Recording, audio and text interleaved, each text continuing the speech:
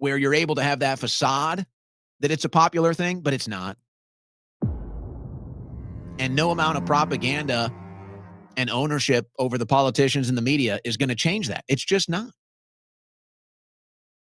So I get it. You love Israel. That is a passionate thing that is near and dear to your heart. Okay. But you have to understand, 90% of Americans do not feel that way. And even the 40% of that 90% that might view Israel in a positive light, that number is dwindling fast.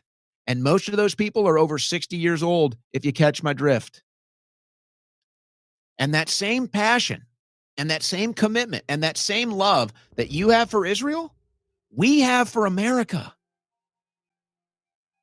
And that same resentment and sometimes hatred and all that energy that goes out to anybody that stands in your way of supporting Israel, to anybody that stands in the way of the Israel cause, and that fight that you take up because you view that as they're standing in your way and they're standing in the way of your cause. And we see how you respond to that. That's America for us. That's how we feel about America. Are we not allowed to have the same love and appreciation and passion and defense of America that you have for Israel? What type of arrogance and entitlement do you carry that you think your interest for Israel, even though you're an American, what type of arrogance and entitlement do you carry that you think your love for Israel is more important than my love for America? That's your downfall. So you basically have two options at this point. You can continue with this commitment to Israel, and you can put your full force behind it to get as much of the media and as much of the government, the politicians, to rally behind that. And you'll probably have another 4 years to do just that. I'd say 4 years, probably max. But then after that, it's going to be very, very ugly. And the positive relationship that America and Israel has is going to turn negative, and it's going to turn sour. And what you're dealing with now will be like nothing. This will be like a cakewalk compared to what it will be like in 4 years. So that's your first option. Your second option is to say, okay, you know what? I do love Israel, and it's a big issue of mine, but I'm in the minority. This is America. This is a Christian country, and I have to support the American cause before I support the Israel cause, and I have to get on board with the American cause and show that cause comes before the Israel cause. That's the only way to save it. That is your only way to save it.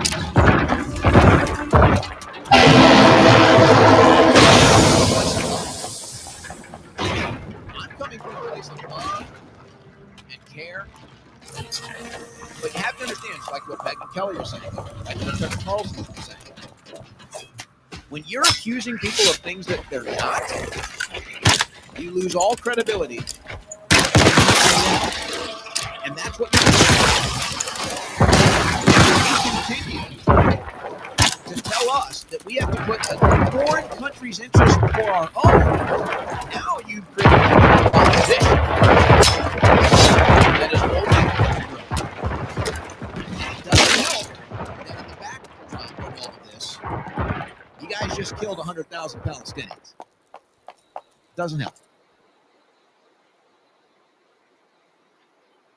Now, I would just say, well, people take this the wrong way. I don't understand why. And now they're attacking Brett Cooper because she told Randy Fine that he'd be better off in Israel. I just don't understand. Why is that such an insult? I really don't understand that. Why is that an insult? Why is that considered anti-Semitic? Isn't it true? Honestly, I mean, it's a fair question. If you love Israel so much, why don't you move there? Why is that not a fair question? I love America, so I live it. I'm not going to leave America. I love America. Now, I could easily say it's time for me to leave. I could easily say it's time for me to leave America. I get politically persecuted. I get death threats. I get swatted. I have to deal with censorship. I fight like hell in the media, in the streets, for my country, for my movement, and then I'm told to kick rocks. I could easily say, screw it, I'm out. But I love America. That's what I care about. That's what I hold near and dear to my heart. That's the tradition that I was raised in with my family. With military on both sides. Destroyers have been here since the 1600s. I love this country. I'm allowed to love this country. I'm allowed to put this country first and foremost in alone if I want. And you're allowed to do that too for Israel. I'm not standing in your way. Nobody's standing in your way. I just don't get it. If you love Israel so much, why are you here? Why are you telling Americans that they have to love Israel? Now, if you want to live in America, I don't blame you. You're more than welcome to live here. You probably love America too. But I just don't get it. It's like, why is that a bad thing to say? And that's how it gets construed. It's like, oh, wow. That's so bigoted. That's anti-Semitic. What are you talking about? You talk about Israel all day long. It's your number one cause. So it's kind of, I think, a common sense question to just say, oh, gee, well, have you thought about moving there? Have you thought about living there? What are you doing here? If it's so bad here, now, and the evil Tucker Carlson, and oh my gosh, you're wearing a hat. That's offensive. Okay, well, I'm an American. I got free speech, bud. Do what I want. Thanks. And isn't that ironic? At this rate, the left put you in jail for free speech, and then the right will probably put you in jail for free speech too. But I think it's a fair question to ask. Like, hey, you love Israel, right? Yes. Okay. Have you thought about moving there? Huh? You know, you complain about the anti-Semitism all the time. You complain about Tucker Carlson. You complain about American patriots all day long that won't be loyal to Israel. So beef. All right. Well, we're not going to change our mind. So I get it. You love Israel. It's near and dear to your heart. You're fine with it. Do what you want. You make up your mind. You decide what you care about. You decide what your priorities are. I'm not getting in your way. I'm not telling you can't do that. I just don't get it. It's like, so go ahead. Go be an Israeli citizen. Go live there. Why is that such a negative question to ask? It's a whole game where it's like, if you don't get 100%, then we're going to call you an anti-Semite. We're going to destroy you. All right, I'm going to shut up. Let's go to these clips. I got a Tucker Carlson clip, and then I got the get into the healthcare stuff, and then take calls. Our foreign policy is not wholly dependent on the whims of Israel. Of course, we have acting in lots of parts of the world that have nothing to do with Israel. But it is unduly influenced by the concerns of Israel. And in some cases, the U.S. government has acted, and these are all well known. The Iraq War, for example, has acted in ways that hurt the United States in order to help Israel. It has put the aims of the foreign power above its own interests. And that's immoral, it's illegitimate, it's extremely unpopular domestically, and it just doesn't work over time. That's not sustainable. There's no way to justify that. So rather than trying to justify it, they scream at people and tell them to be quiet, they beat them out of the movement, threaten them. But ultimately, because it's not a winning message, it cannot win over time, particularly if people are allowed or somehow managed to describe it accurately. And unfortunately for the guardians of the old system, the old Republican Party, people have been allowed to describe it accurately, mostly because Elon Musk opened up X. And when he did that, you get all this nonsense and lies, but you also get some truth.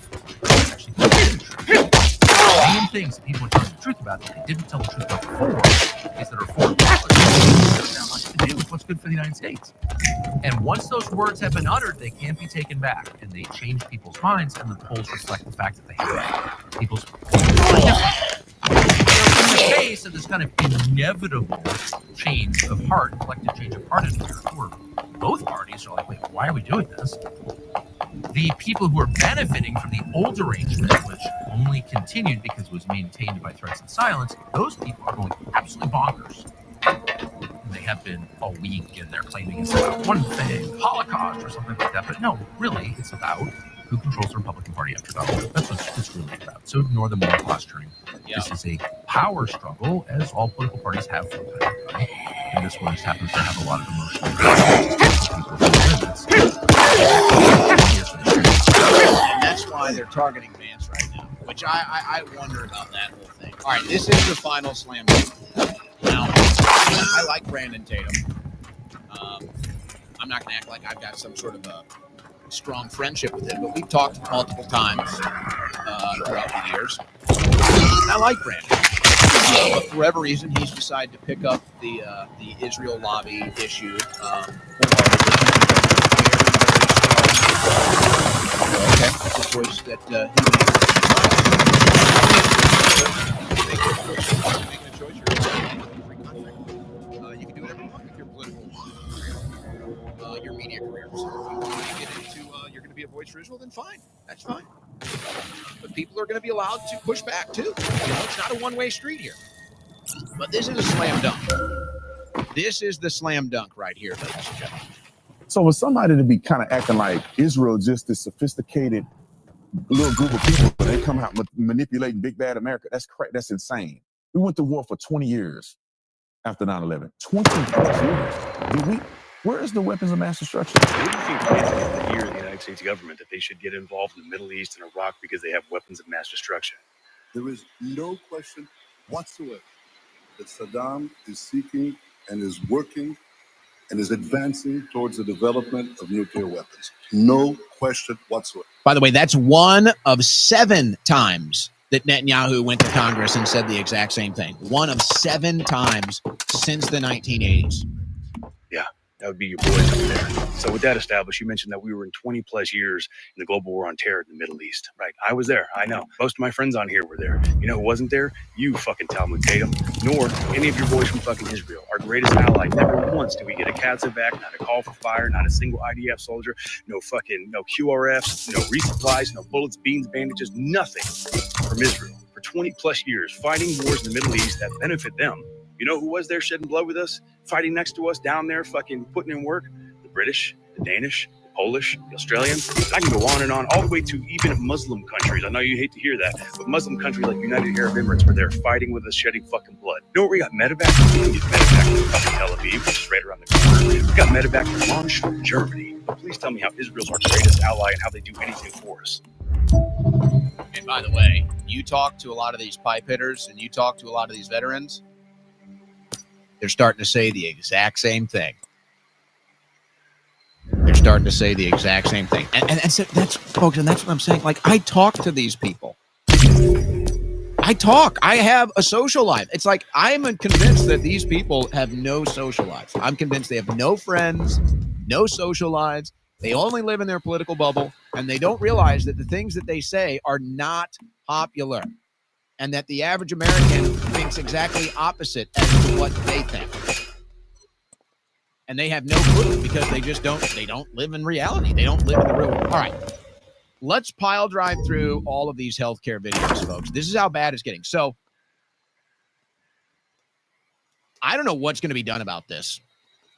And the Trump administration has had a couple people with an opportunity to answer this question as to what's your plan for healthcare. And you may recall there was that moment during the campaign where Trump was asked and he said he has a concept of a plan, and it kind of got some negative press. Well, since then, other members of his administration have had a chance to answer the question, and they don't have an answer. And Marjorie Taylor Greene, during this shutdown, she had some meetings with Mike Johnson, and she asked about the healthcare plan, and Johnson didn't have an answer. So I think the private sector should handle it anyway. But my point is that there's no plan.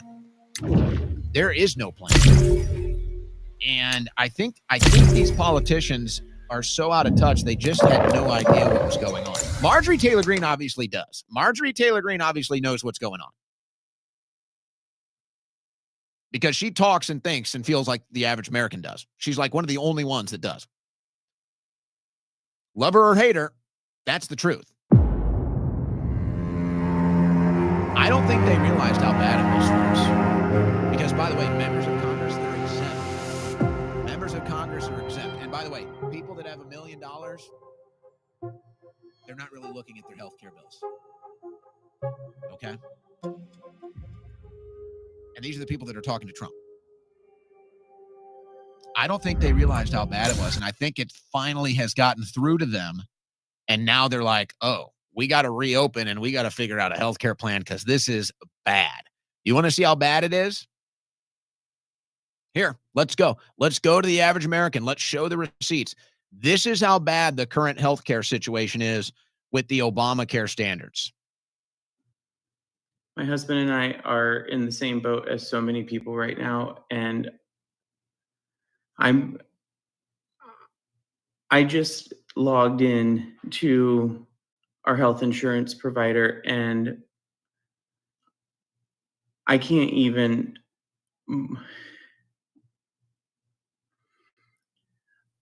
in July of 2025, our health insurance premium went from $59 a month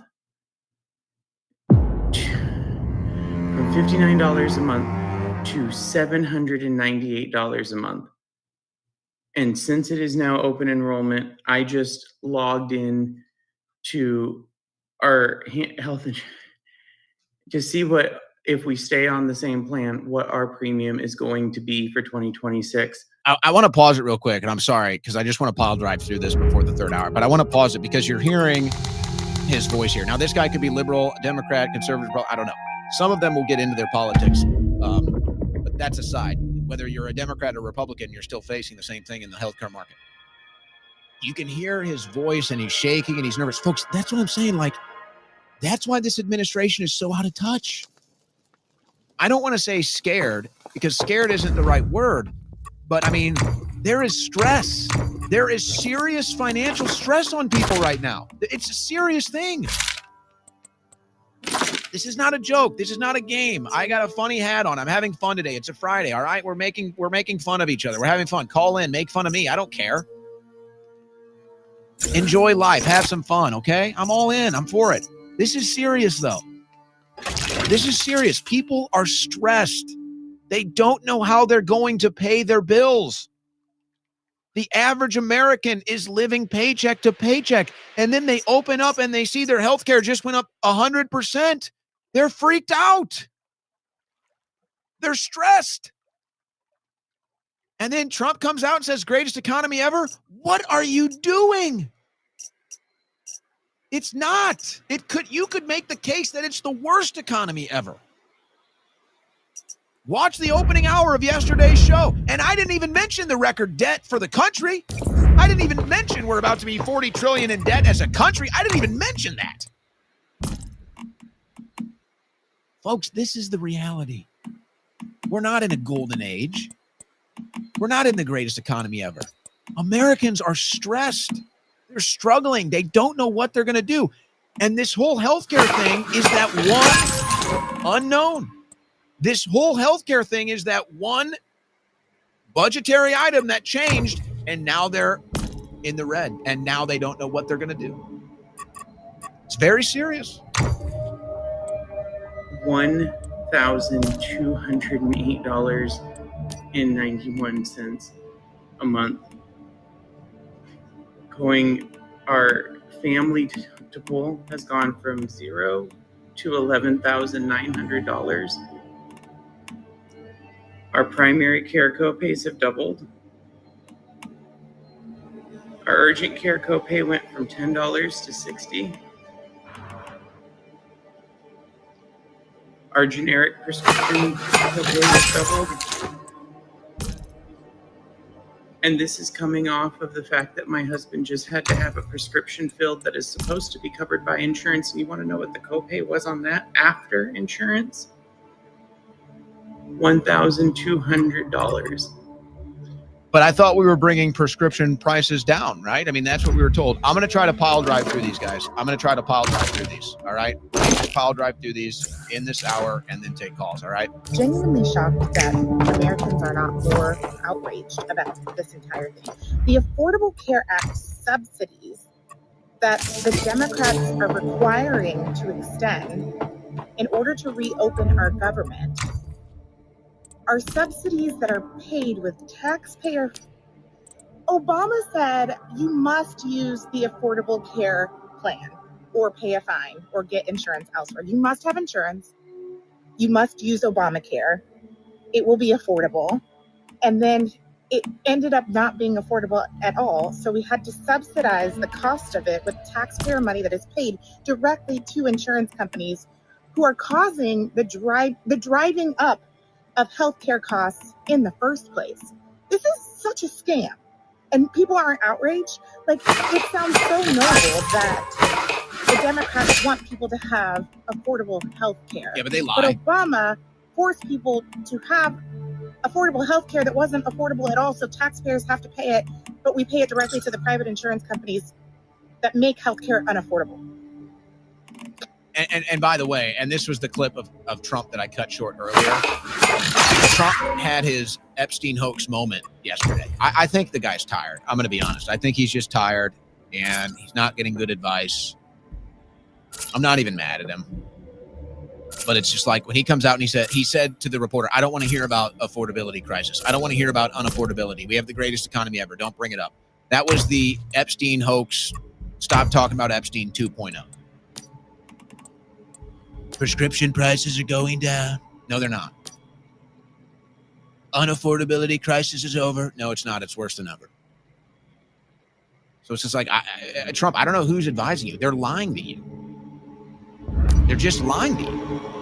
Here, let's keep going. Only temporarily. And now both parties are letting your premiums skyrocket in 2025. And it's not by accident. It's a bribe. Biden's discounts expire in 2025 and your bill goes up by 200 to 300%. Right now, if your premium is $600 a month, you pay $400 a month. And the government sends $200 straight to the insurance companies. That's $24 billion a year in free money to big insurance. But in 2025, those discounts disappear and your bill goes back to $600 or higher. Why? Because Democrats let it happen. They know and they don't care. They expanded these subsidies in 2021 temporarily, not to help you to buy votes in 2022 and 2024. Now the election is over and your bill goes up. But their donors, they're still getting paid. Here's the real thing to piss you off. This isn't they lobby for subsidies. And when the subsidies expire, they blame the other side. This creates some Obama. And Biden extends only until after the election. And now, the real campaign,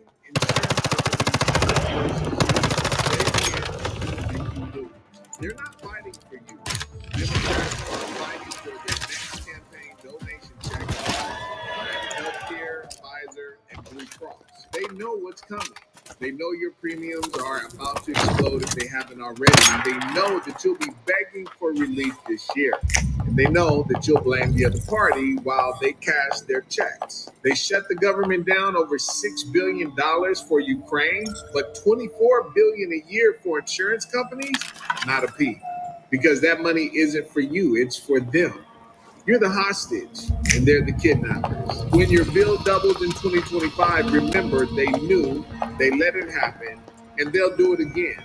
Because you keep falling for it. Democrats or Republicans, neither side work for you. So stop voting for either side and arguing amongst yourselves like they do. Share this if you're sick of it. And everything he said there turned out to be true. By the way, what do you think they could do with the hundreds of billions of dollars in foreign aid that we give out every year, hundreds of billions. Just the Trump administration alone has given $100 billion to Ukraine and Argentina. Just those three countries.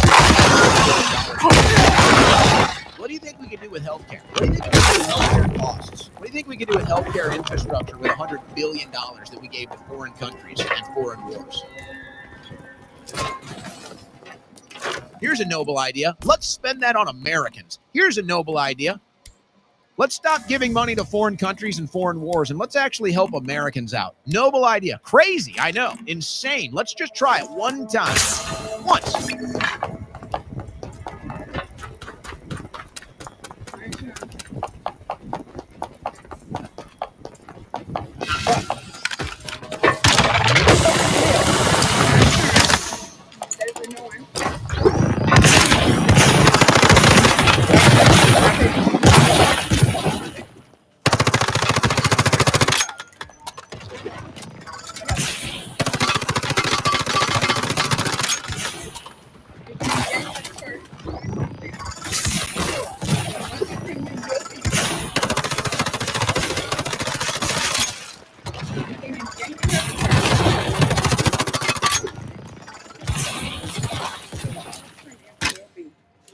Mind you, I pay $122 right now per month. Starting in January, I will be happy to pay.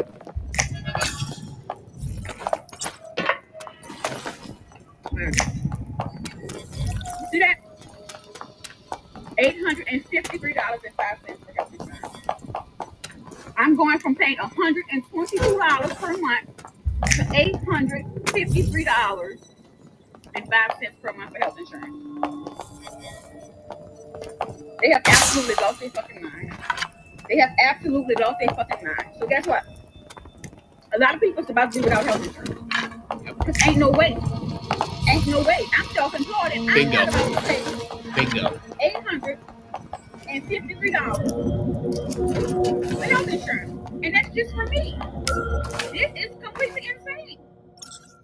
What is going on? What is going on? Do you guys have any idea how bad this can get? And that's what I'm saying. Maybe the politicians finally realized it. Folks, nobody's going to be able to afford insurance next year. Don't be surprised if the insurance markets lose 30 to 40% of their clients because they just can't afford it. And then what happens? Then what happens when people without insurance are going to hospitals after a car accident, after they get sick, they get cancer, whatever. A big event happens. What are you going to do when all these people go to the hospital and they don't have insurance? Now, obviously, the doctors are going to take care of them. The doctors will be there. They'll be working. They'll be helping these people. But nobody's going to be paying the bills. Folks, this is big. This is a huge disaster. And that's why, I'm sorry for the redundancy factor, but do you understand why? Do you understand why that myself and so many others are sitting here and they're screaming at the top of their lungs to stop the foreign aid? Do you understand why? Do you understand why we're pulling our hair out here? Do you understand why we are so frustrated here? Our entire healthcare system is on the brink of total collapse. And just this administration alone has given $100 billion of foreign aid for foreign wars. And our own healthcare system is broke. Our own people are broke. And we're about to have a collision, no pun intended, but we're about to have a massive head-on collision at this intersection, folks. We're talking disastrous. And we're talking about a foreign country? And we're talking about a foreign war? And we're talking about more foreign aid? Are you kidding me? Are you serious? Do you see why people are so frustrated? Do you see why we're sick and damn tired of hearing about a foreign country? Our people are struggling. Our country needs aid. We're hollowing out our own country to prop up foreign countries that will never pay us back. They'll never be able to pay us back. And I see they had this fake story. They say, well, you know, Israel has an estimated value of return of like $40 billion a year, but there's no itemized. They just say an estimated value. They don't show you any itemized receipts or any actual financial value. They just make it up. Or they say, but don't you know? They have to purchase weapons from the United States. Oh, thank you. Now you admit it. Now you admit you support the military-industrial complex. Now you admit you're pro-war and you like death. Thank you for being honest. Thank you.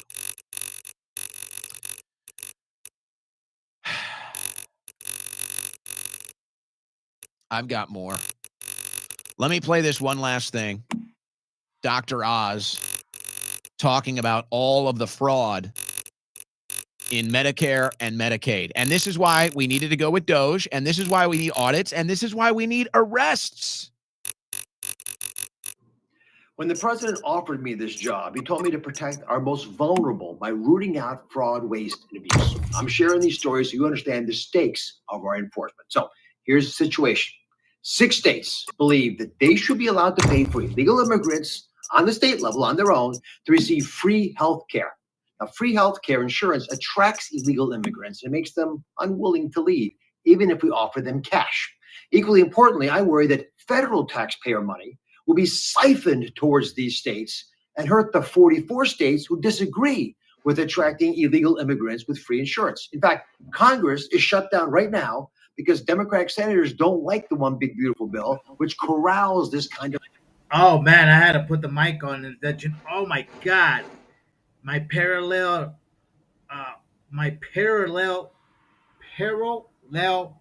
self, meaning me in an altered dimension, must just hit his fucking chin. Because I've been noticing that parallel worlds are infinite. So you exist infinite. Whatever you are, there's always something that's complete, like 25% different in the opposite direction.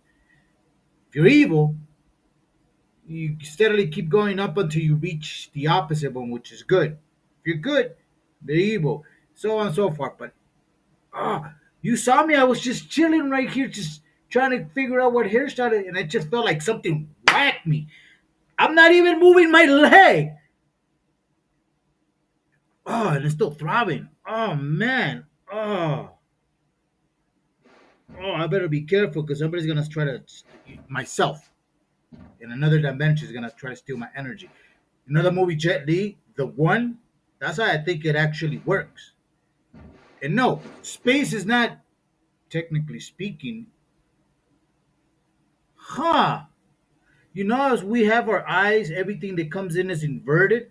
Technically speaking, you see me, and I'll rephrase it, I'm looking up, but technically speaking, I'm looking down. Analyze that for a second. I just said I'm looking up in real life. But in reality, if we would see what our eyes are really seeing, we flip it around, we're actually looking down. So that means that the people are right. Space isn't up in the blue sky. It's actually down in the depths. Well, that's not a depth, but down in the water, so, you know, you can understand me. That's real space. I mean, haven't you ever thought about, just before I mute it again? Oh, man, I gotta smoke. Have you thought about this? If you still believe we went to fucking the moon in the 1960s, and I mean as a human species, you're full of... Just go back to sleep, yo. They even had a fucking phone call in the 1960s to the moon. But yet you and I can't get a fucking reception when it comes to, I don't know, the desert, the forest. But we can get a fucking hard line to the fucking moon. Now, that was my rant. We haven't gone back. So, anyways, you know, that's fake. But let's say let's hypothetically say it's real. Why haven't we went back? I mean, we have the technology, right? Elon Musk is launching fucking rockets to the floor. Oh wait, to the sky.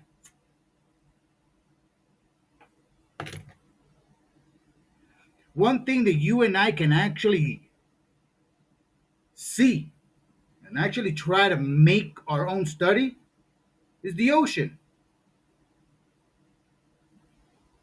Why hasn't the ocean floor been mapped out? Is there a floor?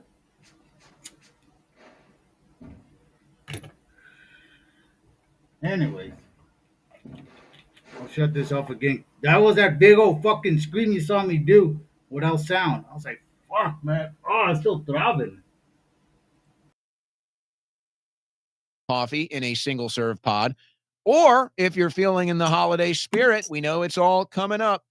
A good Christmas gift, you might say, to your friends out there that like the single pod servings. Pumpkin spice, peppermint mocha, winter wonderland, candy cane. It's all at blackoutcoffee.com. Go to blackoutcoffee.com/Owen. Use coupon code Owen at checkout, and you can get 20% off your order. Thanks to our friends at Blackout Coffee, the official coffee of the Owen Report.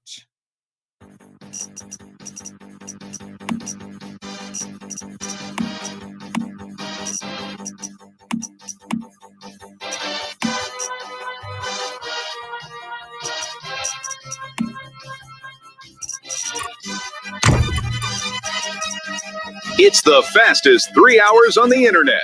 It's the Owen Report with Owen Schroyer. Y'all.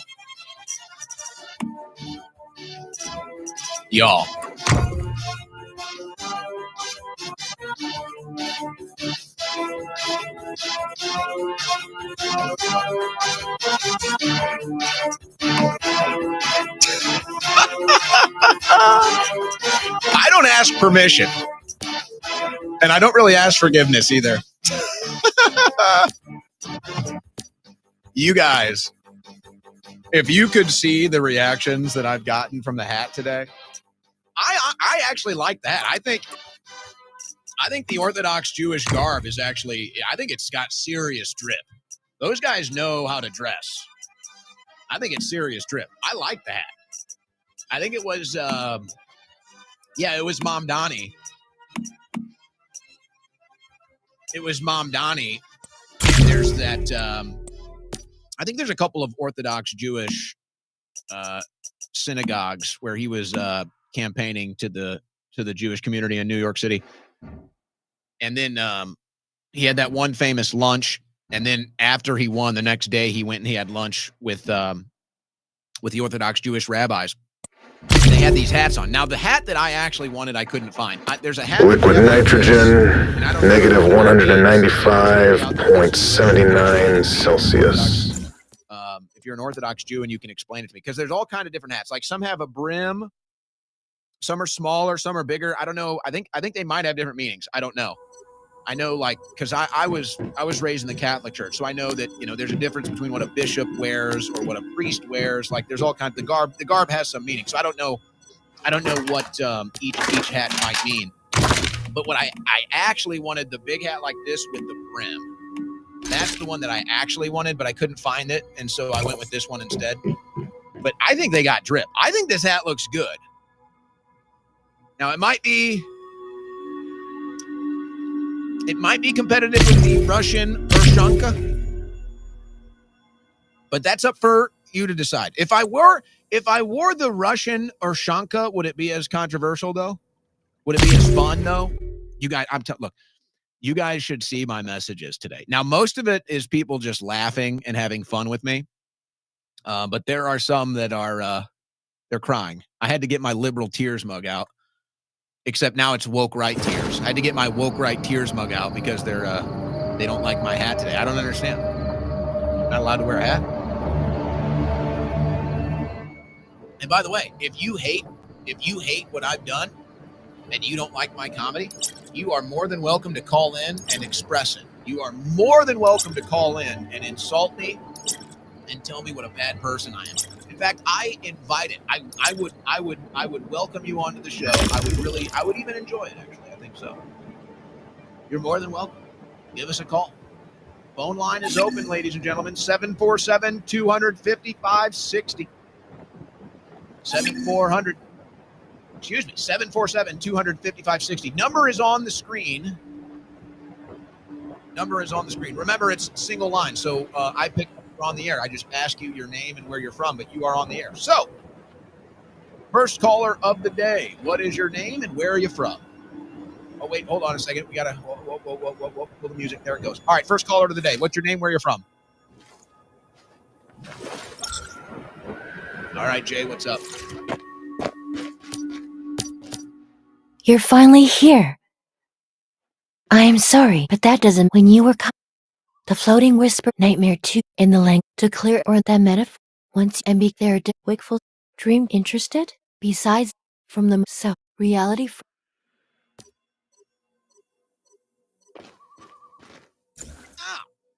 You're one of those. No question. We're up against some tough odds. First thing then, let's set up a home base. Remember what Miss Memory told us. Let's find somewhere unaffected by Dream Zone.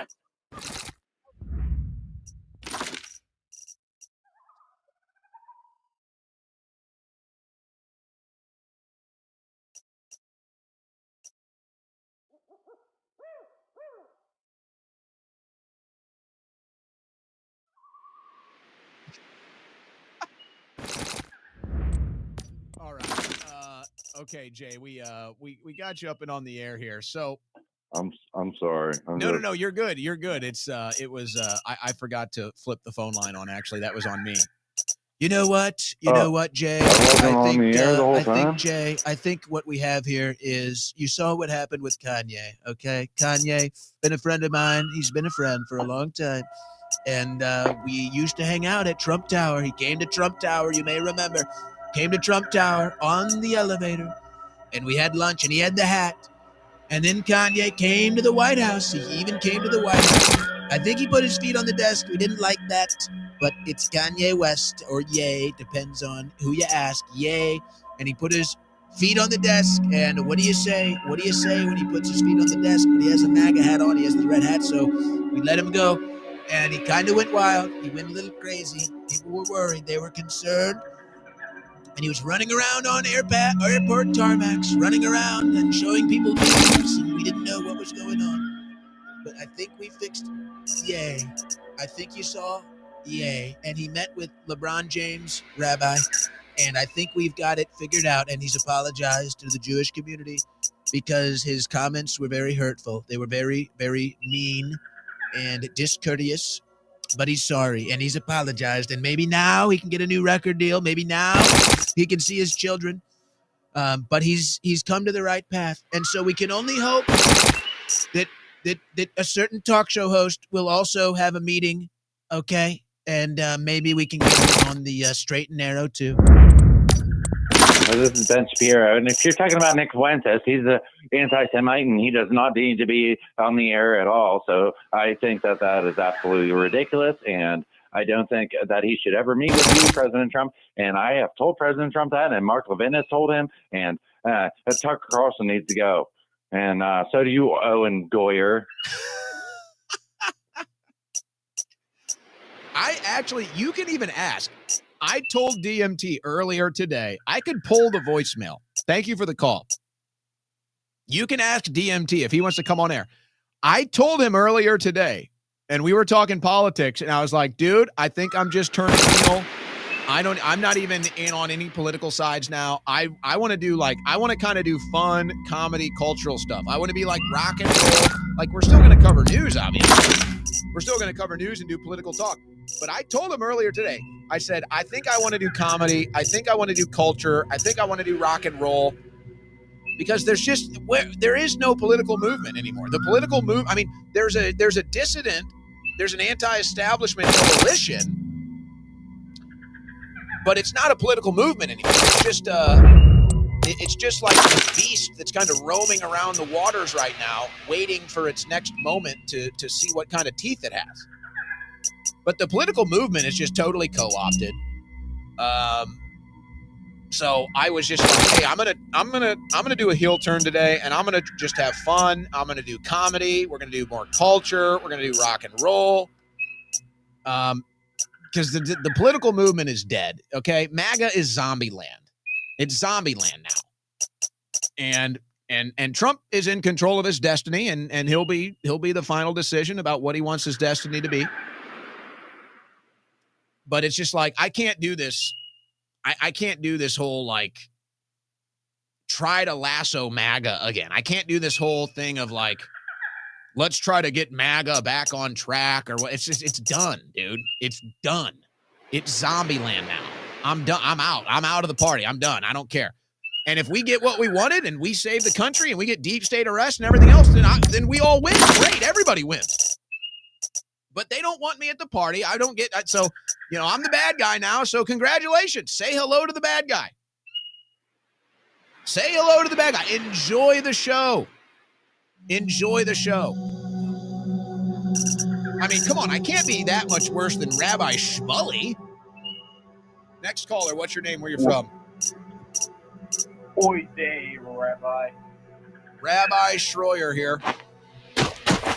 Rabbi Schroyer, how are you today? It's Friday, and I have Israel fatigue. I'm joking with Thursday. So I did not vote. Yeah. I voted obviously for America. Yeah, I'm kind of in the same place, and that's why I just came on to have fun today. It's beyond just Israel fatigue. I mean, that's a single issue. I'm just like, it's like MAGA fatigue, it's Trump fatigue, it's Israel, it's just the whole thing. It's just the whole thing is tiring, right? It's just like, I'm done with the hamster wheel.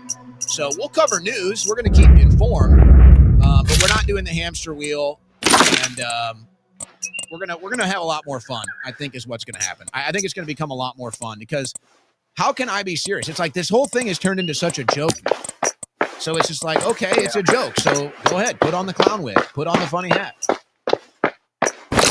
Yeah, I mean, you know, if works, you should recommend books to read. You know, I've been picking up a lot of books. I just picked up Defenders of the West: The Heroes Who Stood Against Islam by Raymond Ibrahim.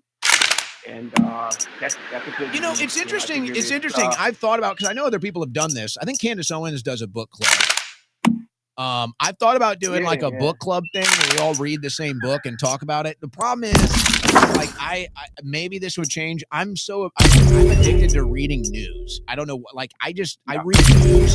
So it's like I'm sitting in bed at night, I'm reading news. I'm not reading a book. It's like I have my books that I like to read right on my nightstand. Like I have the books that I tell people, hey, read this book, and then I just end up reading news all night. So I don't know. Maybe I'll break that habit now that I'm not doing the general political fatigue. But that's my habit. That's my addiction. I just sit here. I'll read news.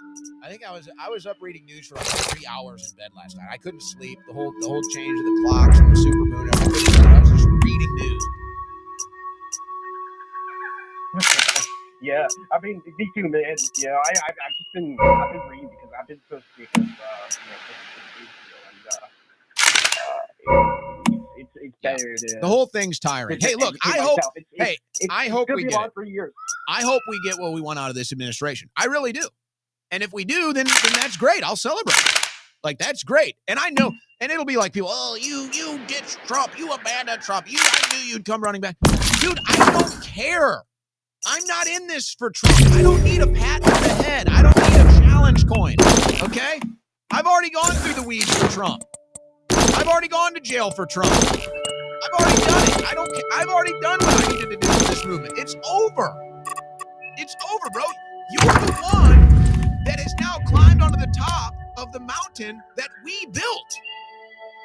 So if we get what we want out of the mountain that we built, then we all win. We save the country.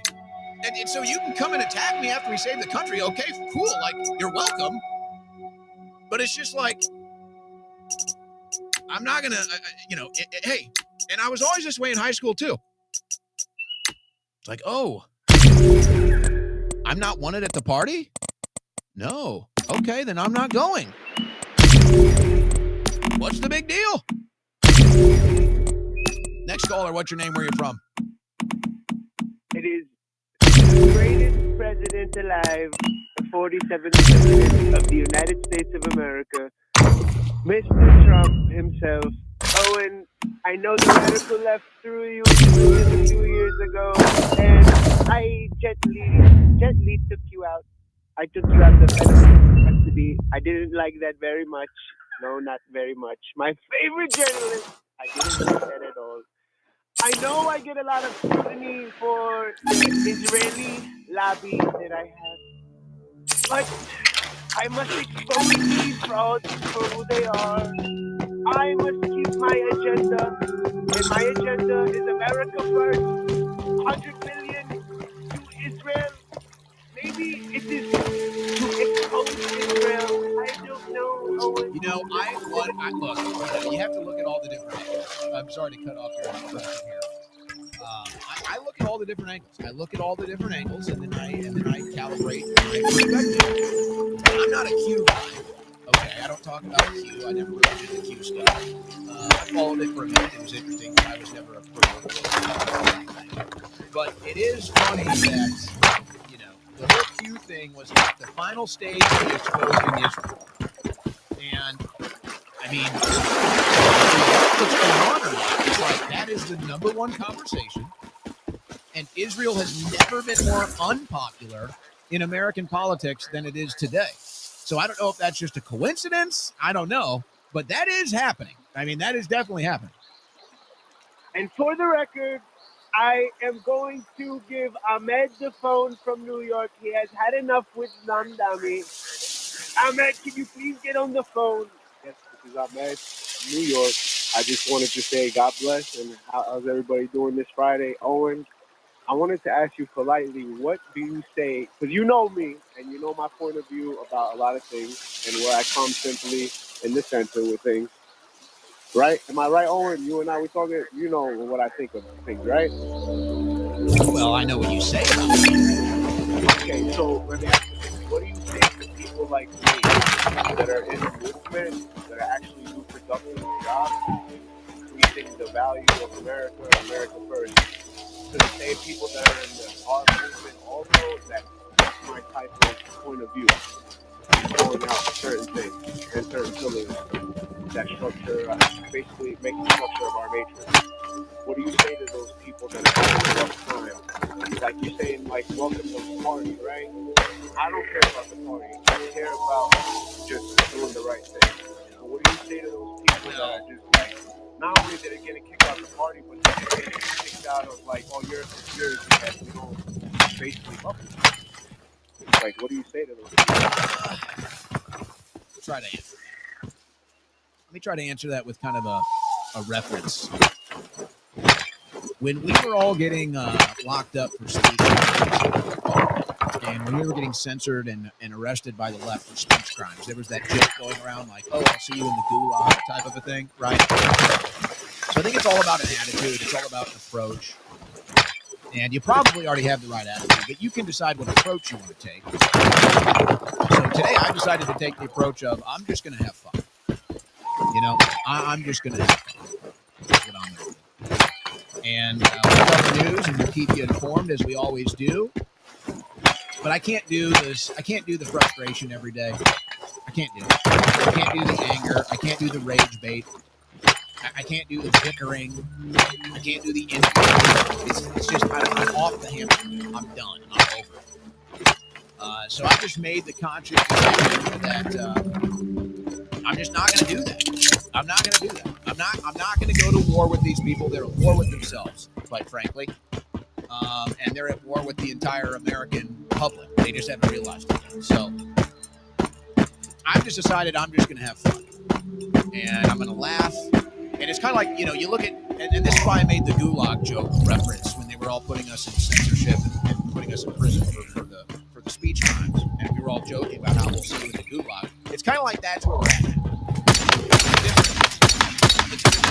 It's a different issue. It's like if you look at what happened with people that worked at the Daily Wire now hate Israel. I'm like, well, I don't even know if that's true. Now they're attacking Brett Cooper. Oh, now innocent little, she's like 20 years old or something. She's like 22 now. Innocent little Brett Cooper was bad. Like, oh my gosh, Brett Cooper decided to weigh in on the Israeli issue, and now she's bad. And so here we are, like, oh hey, welcome to the Gulag. It's like, hey, how you doing? Welcome to the party. But they walk in day one and like confused and disoriented. They're like, how did I get here? Like what? How did I get here? I didn't know I was all of these things, but here I am now. It's like, yeah, hey, how you doing, Brett? Like, yeah, well, welcome to the Gulag with the rest of us. It's getting a little crowded in here, especially with my big hat. Next caller, what's your name? Go ahead. Next caller, what's your name? Where are you from? My name is Kate. I'm from Texas. You said Kate? Hey, Kate, do me a favor. Turn your radio down.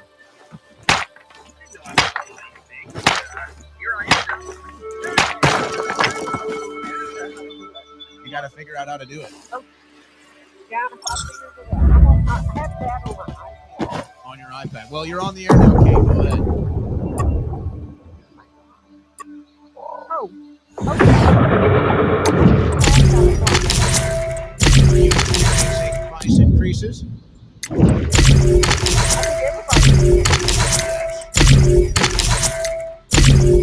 think that the Republicans in 2016 tried to appeal it, but they didn't do it because of John McCain.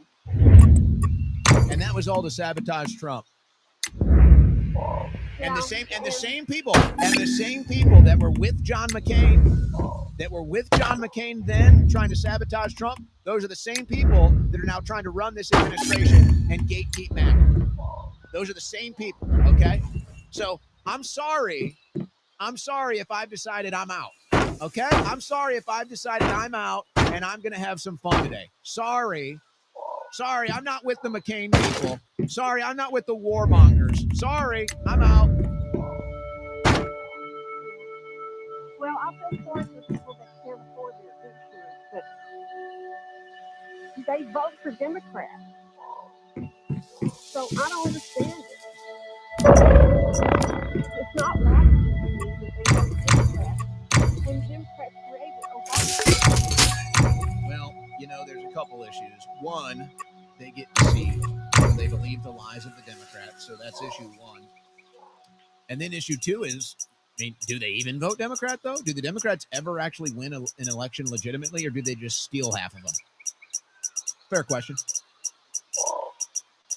I don't know. It's really sad because, like you said, they had those, and they found all that fraudulent abuse, waste of our taxpayers' money. And you know what, too?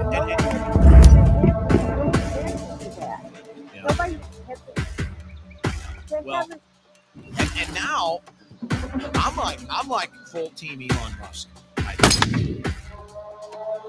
And I understand the implications of the AI, and I don't really like voting AI, big vote. And I have my issues with merging humans and my issues with all of that. But I look at Musk, and I think he kind of sees himself as a necessary force in that world. I don't think Musk is evil. I don't. Now, some people might disagree with that. That's fine. I don't think Musk is evil. I think a lot of the other people that are evil.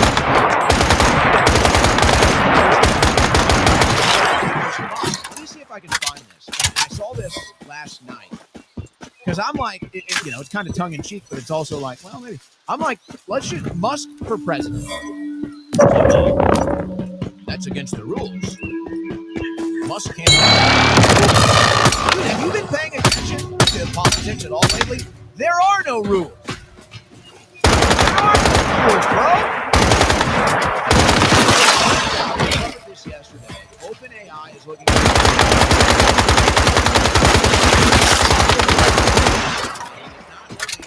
OpenAI not happening, but the entire industry is a hollow shell. This was Elon Elon Musk. This was in January.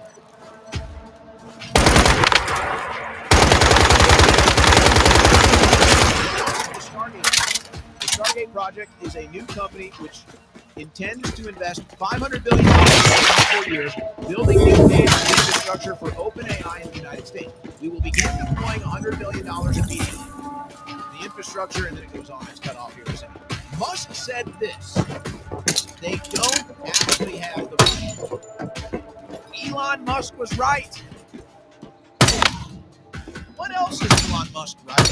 Now, this is, I don't want to go down this today. Okay, I don't want to do this today, but let me just tell you folks, all of the investments that we're hearing about, and Trump said we have $21 trillion in investments yesterday.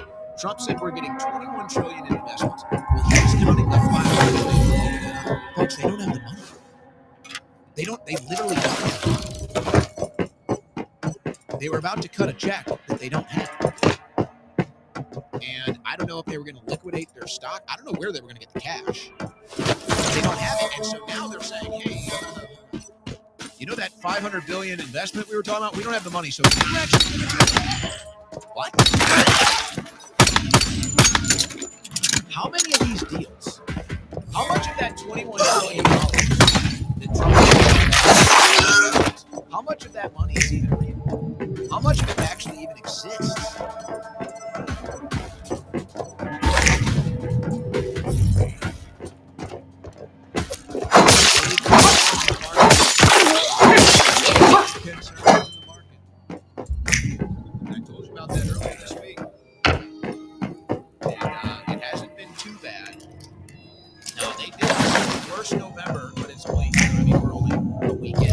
This is the worst November for the stock market in 20 years.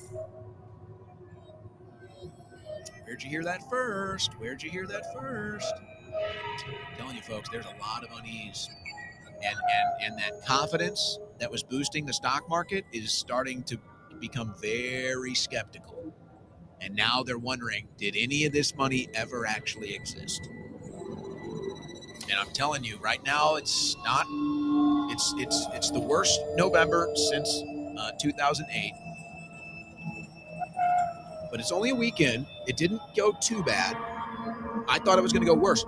But I'm telling you, folks, if somebody figures something out here, and I told you Monday, I liquidated Monday, and I've kind of just reshuffled to put myself in a position now that I feel good with. But yeah, if somebody finds out that a lot of these investments, they're talking about,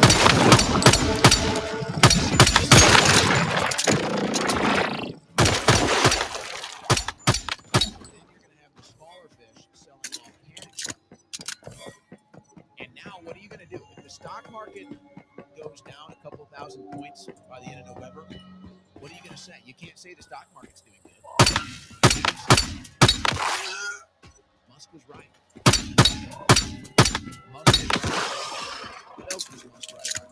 Why did they kick Musk out? Why did they kick Musk out? Why was he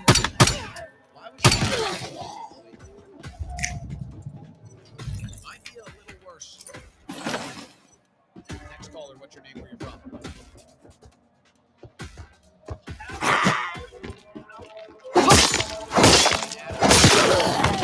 Barely hear you.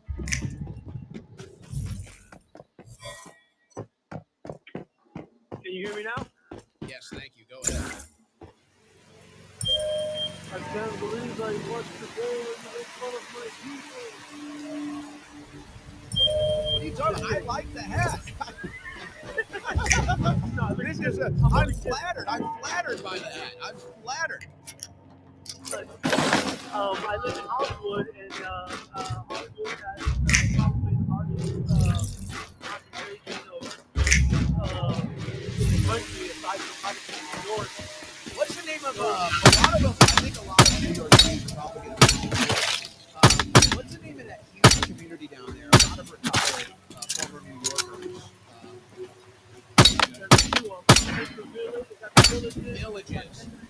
That's what I was thinking. Villages. That's a lot of retired Jewish New Yorkers there, isn't it?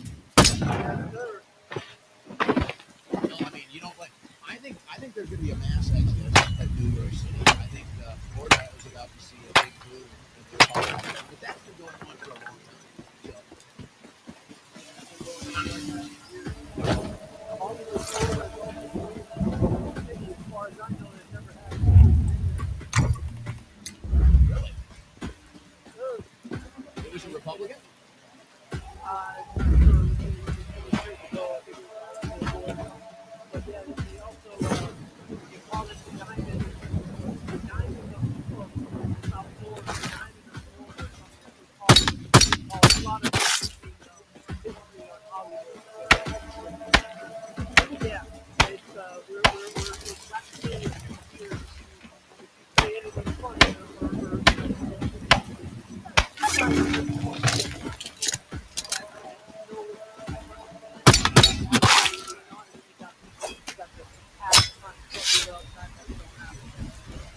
Oh, wait, hold on. Are you Jewish, Adam? No. Oh. Well, here's the thing, though. You know, it's kind of a recognized stereotype that Jews have some of the best humor, some of the best comics, some of the funniest people on earth right now. I think are Jewish. I mean, some of the best comedy films. Adam Sandler, some of the funniest sitcoms. Larry David. So I don't know why. I think it's funny. I think the hat is funny. I thought that it would be a funny thing. With a sense of humor. Yeah, I think it's great. I think I pull it off well. You know. Yeah, it's good. Because you came right in. You walking in the street on a Saturday morning. I'm like 6 foot. I'm like 6'5" now. I'm huge. The power. Magical power. Oh, well, I haven't had that. I'll check the account status. I think we'll see what happens after today, man. I don't know. I just crossed the, like I said, I just crossed the line. I'm off the hamster wheel. I'm turning heel. I'm just over it. Listen, I happened to be 2 years back. Just you on live, and I was listening to the whole broadcast pretty much. And so over time, I stopped listening to 3 hours and your segment, and then I started going over to Dave at night. And I was going to bring that up. And, I don't know if you're still in contact with Dave at night. You guys, yeah, kind of got done. Well, I never really had any negative experience with Dave. I don't think we can have I don't know. I mean, you might be able to say it was a similar thing with me, but I don't know. My situation was a lot different than David's. I will say, though, that David's family reached out to me and very kind. I just spoke to some of David's family out and they reached out very kind people, very nice people. Yeah, that's great. And I also wanted to ask you, when you do a little song, yeah, so I'm working on some collabs right now. We are going to be doing a 1-for-1 with Anomaly. Working on getting some date songs right now. I don't know if we're going to do any musical performances, but we can bring that up maybe. Hi, man.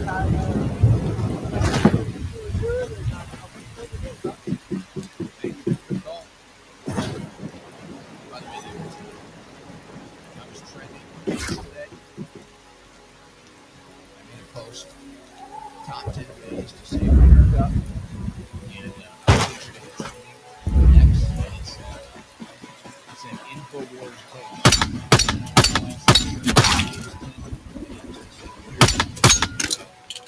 I guess I'm not escaping that. What if I told you I was ass? Now I'm stirring the pot. Let's just calm down.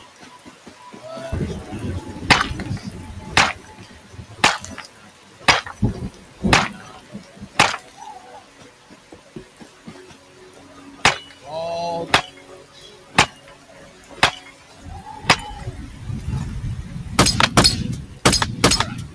next caller, what's your name? Hey, this is Brendan from John. I was wondering if you saw some tweets on election day. One is for the Governor Reagan. The only people affected are Jews and the great Jewish community. I'm kind of scratching my head at those guys. I mean, I just don't know. I mean, I know you're putting things better ways to style, but it is what it seems like to be over it. And so I'll tell you another thing, man. Good on you. Because watching that guy every day, come from going to the chair, volunteers, trying to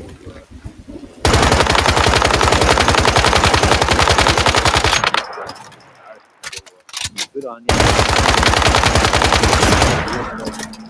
It's much easier to listen to you as someone who's firm on whether it's either the tranny porn on the phone or whatever.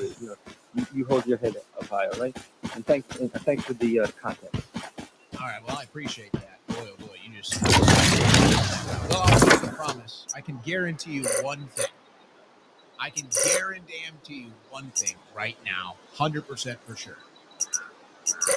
You will never see anything ever related to that type of content slip its way into my material. See, now I say that and somebody will try to sabotage me and do that. But no, that's not something. That's not something.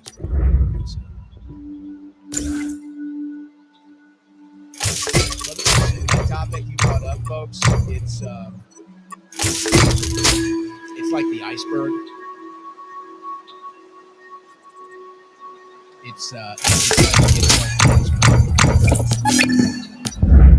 Because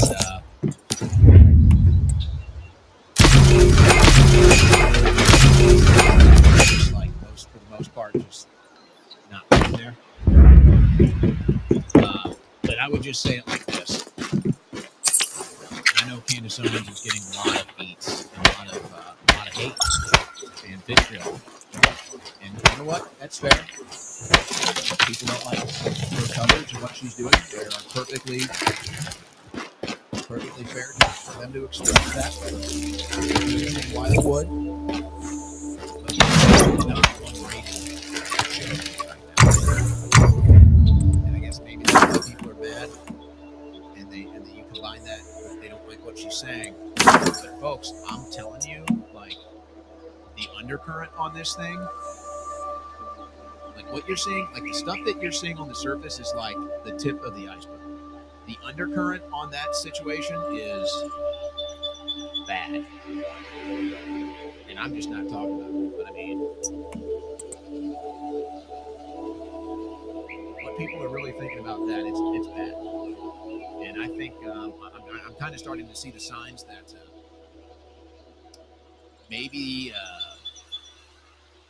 some people know how bad it's getting now. And so they're trying to kind of corral it and get everybody to focus on Tyler Robinson again. But it's having the reverse effect.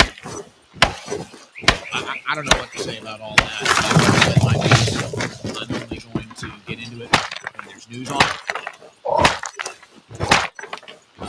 Let's just say the conversations people are having are a lot closer to what Candace is getting into than Jack Smith.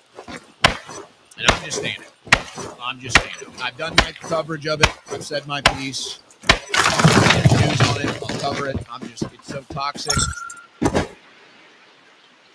I'm just all right. And I wish the best for Erica and the people over there, the good people over there at Turning Point USA. But I get the feeling that somebody's starting to, I get the feeling that undercurrent is starting to come to the surface somewhere, because I've noticed that there's a lot of out of nowhere narrative control. Kind of the same thing. It's like, oh, MAGA. It's like, all right, I'm out. It's just, I'm not going to be on the hamster wheel here, guys. Can't do it. Cannot do it. And you know what? Here's the other thing too. Maybe the audience can relate to this. This is kind of a defense mechanism for me. And and I think it is with everybody. It's like, you reach this point of frustration, or even like paralysis, confusion, whatever. It's like you reach this psychological stage, and the only outlet left is comedy, is fun. That's it. That's like the only way to get out of this mess is just humor and fun. So that's what we're doing today. And I hope you've had fun. I hope that's fun. I certainly have. Next caller, what's your name? Where are you from? Hey, Owen, it's Kelly from Chicago. All right, Kelly. And you and I have talked about plate a couple times. I still make a better plate than you. Oh, yeah. Well, whenever you decide to marinate your filet, you'll understand. Well, whenever you decide to make one in a cast iron skillet, that's top quality. Your dog. No, I'm watching my neighbor's dog, and I just walked in their house. Right? What did you say? What did you say about it? What did you say? I'm watching my neighbor's dog. I don't want to hear about your neighbor's dog. No. I want to hear it. What did you say about a cast iron skillet? Oh, no, when you cook yours in, a cast iron skillet from like the 1920s. Oh, come on. Nicely season it, perfectly sear it. I was actually going to do some 1920s driven content. Bring that up. All right, fine. My skillet is only from the 2020s. Mine was... Can you buy that? I wonder if you can buy that. I'm gonna look and this it was up. her mother. So my grandmother was born in 1922, and it was her mother. So What, this thing, you can't buy these. You can't buy these in stores. Don't tell You me. can No, kill you don't tell me somebody with that. these. You don't tell me that. Who made it? I don't know. I would have to look at it. I assume it's on the bottom. I'm at my neighbor's house watching their dog right now, so I can't even look at it. The next time I call you and razz you about the skillet, I'll let you know. Is it a Griswold? I don't know.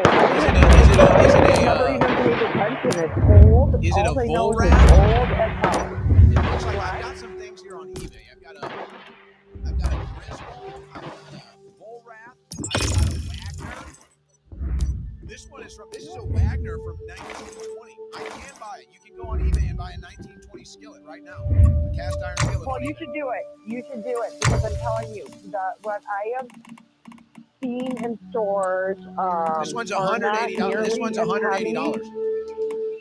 Yeah, they're not nearly as heavy. The ones that are in stores these days, it's insane. I'm sure there are some. Oh, they're not? Like Because for the newer one that ones. I use, I have two of them. They're both really heavy. Yeah. Okay. Well. Anyways, I just also wanted to tell you, good for you for being in your same time slot. I do so miss you on InfoWars, but maybe you hinted maybe there might be a reunion. No, that's not what I said. I said that's not. I don't know. I said, what if I was invited back? That's what I said. That's all. I'm not going to get into it. Look, I'm still friends with those guys. Obviously, what went down with the whole Alex Jones show is a separate issue in my eyes. So, Absolutely. Well, you're missed there, but people that followed you and watched you still keeping an eye on you, so that's good.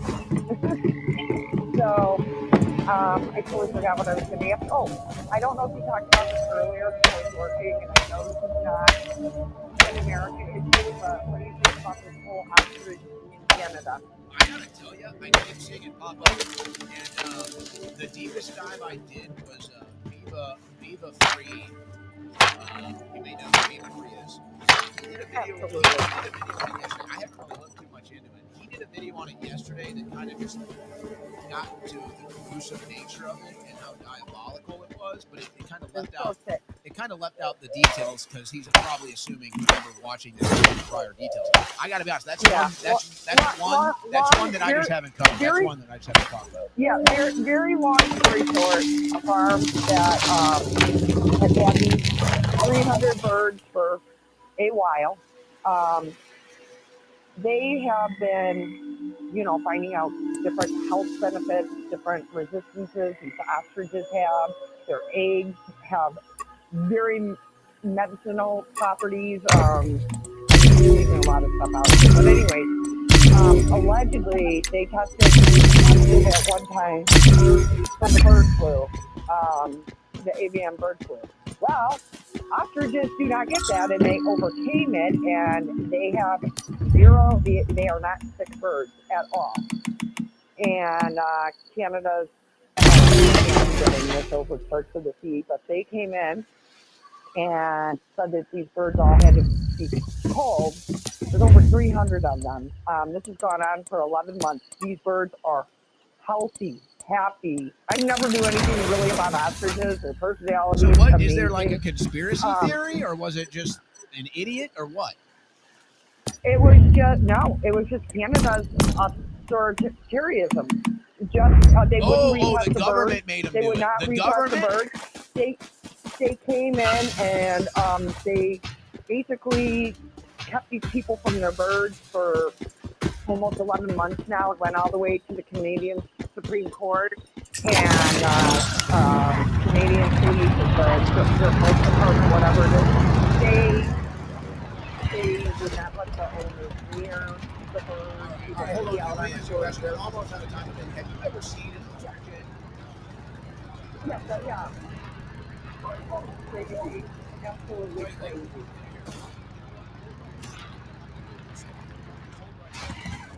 Okay.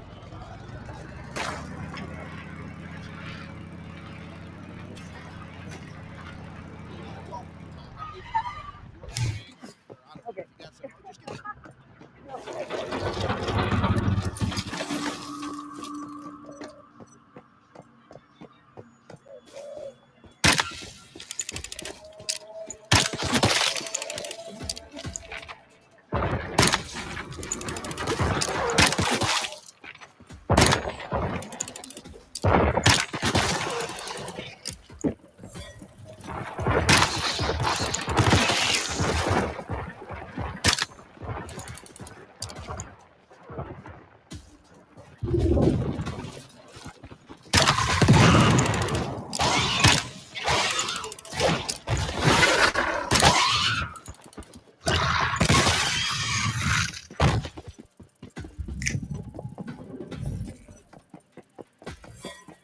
Try using the wakeful sand you just got to activate the nightmare tube.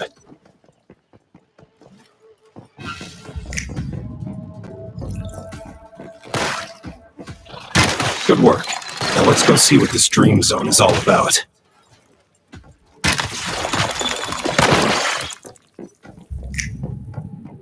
So I have an ostrich.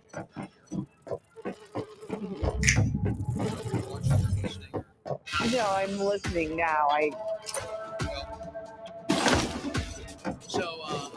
know how huge they are. They're Yeah, so I've got this ostrich. You can slog one of these.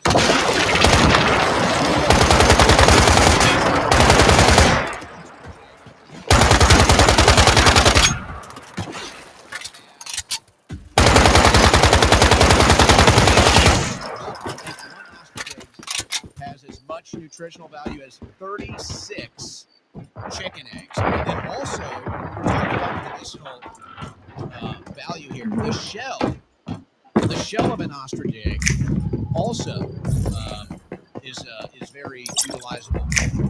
So yeah, there you go. There's a lot, and so anyway, birds that I guess if one. So I only started following the last couple months, but that is a powerful egg. Yeah. So, and people know this, and so that's what this research is. That's why they have this farm with that they've had for a long time. They've been researching. And so,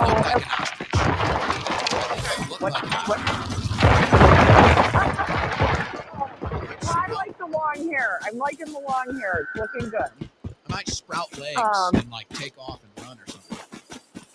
Well, listen, what these animals, not the ostriches, the people did to torment these ostriches these last couple months, tormented them, tormented their owners, of course, and then how they called them, how they stopped them just sat all night, shooting them, scaring them to death, and making sure that their owners could hear them die last night.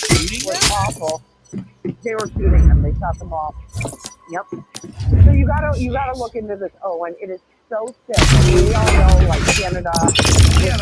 Isn't there enough sickness and negativity? Do I have to get into the ostrich torture now? Man, when will it end? When does it end? We can't even arrest Fauci for torturing the damn beagles, let alone making everybody take a deadly shot. Now I got to hear about ostriches in Canada? Good Lord. By the way, thank you for the call. Have you guys been following the new South Park? I watched the first couple episodes, and then they took a couple weeks off. I haven't seen any of the new stuff. I see they're talking about it on MSNBC here. They're not playing the whole episode, are they? I guess they're just playing clips of it. I got to imagine it's funny. I got to imagine it's been funny. But I haven't been keeping up. They did 2 episodes, and then they did a couple weeks off. And every once in a while, it pops up on my recommended feed, and I see it's a new episode, so I don't watch it because I want to just actually sit down and watch the new episodes. I haven't had time to sit down and watch them. Maybe I'll do that this weekend. I bet they've been hilarious. And I love to. It's like, man, these conservatives, they're just... I love these conservatives. So they're making fun of Trump on South Park. It's just people that talk about stuff that they don't know about. Conservatives do it too. Let's be honest. Both sides do. And the liberals, the left has been way worse in recent history, but now it's the right. Now the right is worse than the left, actually. Today it is. But South Park is making fun of Trump. They never make fun of liberals. Okay, yeah. Tell me you've never watched South Park before. South Park has never made fun of liberals. Yeah, you've literally never watched South Park, if you believe that. In fact, you went and actually tried to compare and contrast. Who does South Park make fun of? Liberals. I guarantee you it's liberals 10 times. South Park makes fun of liberals 10 times more than they make fun of conservatives. It's not even close. So all these people, it's like this is, we only lost the election in blue states and blue counties. No, you didn't. You don't know what you're talking about. South Park never makes fun of liberals. Yeah, they did for 20 years. They did entire seasons making fun of liberals. They made entire characters making fun of liberals. Man Bear Pig, PC Principal, Smug Alert. South Park never makes fun of liberals. No, they're making fun of Trump. You literally never watch South Park. You have no idea what you're talking about. Try to enjoy life. Try to have a laugh. All right, last caller. Last caller of the day. Last caller of the week. What's your name? Where are you from? Owen, my name is Jim, and I've been living out here in the country for quite some time. And we have these Indians. We have dead animals in parking lots. We have dead animals in the driveway. How do we cure the problem? What do you mean by Indian? What do you mean by Indian? You mean Native American, or you mean Asian Indian? Indians, from India, and they own the gas station. And there's roadkill, there's dead bodies, they have no discovery. How do we do it? Right. I have no idea how to do that. Have you considered calling animal control? Well, no, the animals are not alive anymore. So? They're piled up and stuff. Yeah, so you should call animal control. Well, but the animals are not alive, so it's like a sanitation. Yes. Okay. Like so you should still call animal control. That's what I would do, or call the police. I mean, are you serious? Dead animals piling up? Yeah, intestines, blood, possum, raccoon. Well, yeah, you got a serious problem, and so you should probably get some form of law enforcement involved. Yeah, that's a good idea. I've considered that. So I go to the gas station, and I tell them, please clean up the dead bodies, and they seem very clueless. I don't think they have. I think that's a big problem. Yeah, well, a lot of people talk about that. Import the third world, become the third world. Import the Middle East, become the Middle East. Seems like that's where we're at. And then the voices that are actually like America, they're the ones that are told to go away. They're the ones that are told that you're welcome here. But they're the ones that are trying to actually address and fix it.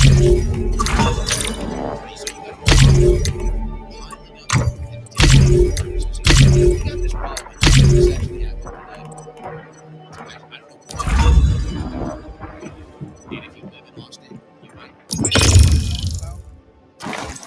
We have a highway 71 merged at a certain point, kind of through the main thoroughfare. And I don't know what it is. I don't know if it's like all the infrastructure that's getting built or everything, but there's always these big work trucks, these construction trucks on 290-71 here in Austin. And there's like zero enforcement of rules or regulations when it comes to putting your lid, your cover on your work truck. So just if you ever come to Austin and you're driving your car on 290-71, avoid these work trucks because you will get hit with a rock. It will smash your windshield. It happened to me again today. I think I've had 5 windshields smash because we have these gigantic work trucks on 290-71 and they don't put any cover over it. So they've got rocks and gravel. You hit a bump and a rock comes flying and smashes your windshield. Happened again to me today. So I guess these are just what people might call personal problems that we have here. Well, the problem is we're out of time for today.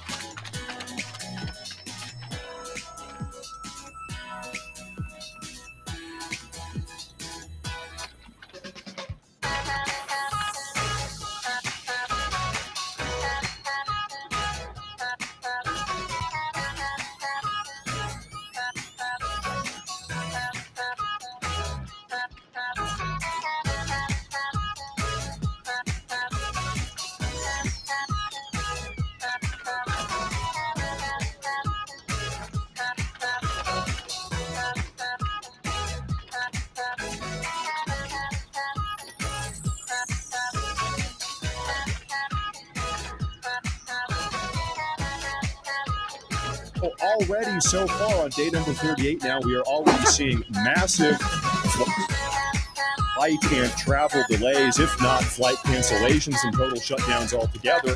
Chuck Schumer and the Democrats, they've decided that their new plan, their new strategy moving forward is to just not reopen the government, to keep the government shut down for 12 months so that they've got something to campaign on because midterm season is coming forward. Excuse me, I'm joking here. That is unless the Senate Republicans agree to capitulate to Chuck Schumer's new demands. You see Chuck Schumer today in the Senate chambers where they voted for the 15th time to keep the government shut down, Chuck Schumer actually floated publicly his new offer, his new very gracious offer to the Republicans. Now, we're going to talk about this offer. He has a new one. We're going to talk about this offer a lot today, and we're going to break it down. Chuck Schumer, the Democrats, they know that this offer is completely unacceptable. And the reason why Chuck Schumer has floated this unacceptable offer is because he knows the Republicans are not going to agree with it. And so it's all about optics. It's all about making this illusion. The Democrats want to say, well, we're trying to work with the Republicans. They're not. This offer they have floated is completely unacceptable. And I'm going to break down why today. Because really what the Democrats want, what Chuck Schumer wants, is to keep this government shut down so that they have a talking point, a campaign point. And so, folks, like I said today, we have a lot to talk about. We are going to break it down. We have a lot to break down today. But before we do, I want to say real quick, everybody make sure to like and to subscribe if you enjoy the content. Thank you very much for being here. It's a Friday night. Ladies and gentlemen, let's get right into it. Now, the first thing I want to share with you folks is this report. This came out early in the morning before the senators voted for the 15th time this afternoon. The news was this morning, Senator John Thune announced that they were very close. They were very close to making a deal with the Democrats to reopen the government, but that deal has fallen through. It's over. That was this morning before the Democrats went public with their new plan. Really, this deal that they were on the cusp of making to reopen the government, this deal really, as we now know, fell through Tuesday night, the second the Democrats had some modicum of success in these blue state elections. Now, John Thune said, I think we were close. But the Democrats have gone in a different direction. I think, again, being browbeaten by their leadership. Well, like I said, why do you think the Democrats have gone in a different direction just in the last couple of days? It's because of this. It's because of this success the Democrats had on Tuesday night. So in Chuck Schumer's brain, he's thinking to himself, really all the Democrats are thinking to themselves, well, listen, this shutdown helped us win some of these elections on Tuesday night. It helped us, maybe, this is what they think. It helped Mamdani win. It helped their gubernatorial candidate in New Jersey win in Virginia. It helped Jay Jones win, the Virginia State Attorney General. So the Democrats right now, in their crazy minds, they are attributing Tuesday night's success to the shutdown. And so they have then said, wait a minute, why don't we just keep the government shut down for another 12 months? If it helped us on Tuesday night, then maybe it's going to help us with midterms. Let's just keep this government shut down for another 12 months. We can campaign on this as we head into midterms. And so, folks, this is where we get to what has gone on today. And we have a lot to go through, so everybody, thank you for bearing with me. Chuck Schumer and the Democrats this afternoon in the Senate chamber have unveiled their brand new alternative plan. They are now asking for a 1-year extension for the Obamacare subsidies. And so I don't expect everybody here to know what the Obamacare subsidies are. I'm going to explain that to you. So bear with me here for a moment. You're going to know all of the details here. And you're going to know why this is so unacceptable. Schumer's offer counter-proposal to GOP plan to reopen the government, and Schumer is asking the Republicans to just say yes. Yeah, I bet they are asking that. Senate Democrats unveiled their brand new alternative to the Republicans' plan to reopen the government that would see an extension to expiring Obamacare credits for 1 year, asking the Republicans to, quote, just say yes. Senate Minority Leader Chuck Schumer announced the plan in dramatic fashion on the Senate floor Friday afternoon, a couple hours ago, with the backdrop of the Senate Democratic Caucus in a bid to show a tangible version of the newfound unity amongst Democrats since their Election Day sweep earlier this week. So, listen, folks, now the truth is out there. We all know the reason why this shutdown went on for so long is because the Democrats were waiting to see what happened with Tuesday night's elections. If they had lost or not had a high amount of success on these elections, then they would have capitulated and opened up the government. If they won, if they did have a reasonable amount of success on Tuesday night, then they're going to keep the government shut down. So that election night, Tuesday night, That really was the make or break, and they have decided, well, Tuesday night went well enough for us that now we're keeping the government shut down. We're not reopening it, and they want to keep it shut down for the entire year. Now, Schumer offered to attach a 1-year extension to the expiring Obamacare subsidies and to create a bipartisan committee that could negotiate further on how to deal with the subsidies after the government reopened. A clear nod to the GOP's position that negotiations won't happen until after the government is reopened. Now, real quick, folks, these subsidies that Chuck Schumer wants for another year, we're going to talk about these a lot, but just so everybody knows right now what we're talking about, these Obamacare subsidies include, in part, $50 billion per year worth of healthcare coverage for illegal aliens, which is, like I said, completely unacceptable. And so this is almost a poison-pilled offer. Chuck Schumer knows that the Republicans are not going to agree with these Obamacare subsidies because they include $50 billion per year in health care for illegal aliens. Chuck Schumer knows the Republicans are not going to say yes, so it's all about the optics. Chuck Schumer can come out here in public and he can say, oh, we're trying so hard. We're trying to have an agreement with the Republicans. It's poison-pilled. There is a poison pill, and the poison pill is, I'm not even talking about all the other components of the Obamacare subsidies here, which are dubious at best. This is just downright rotten.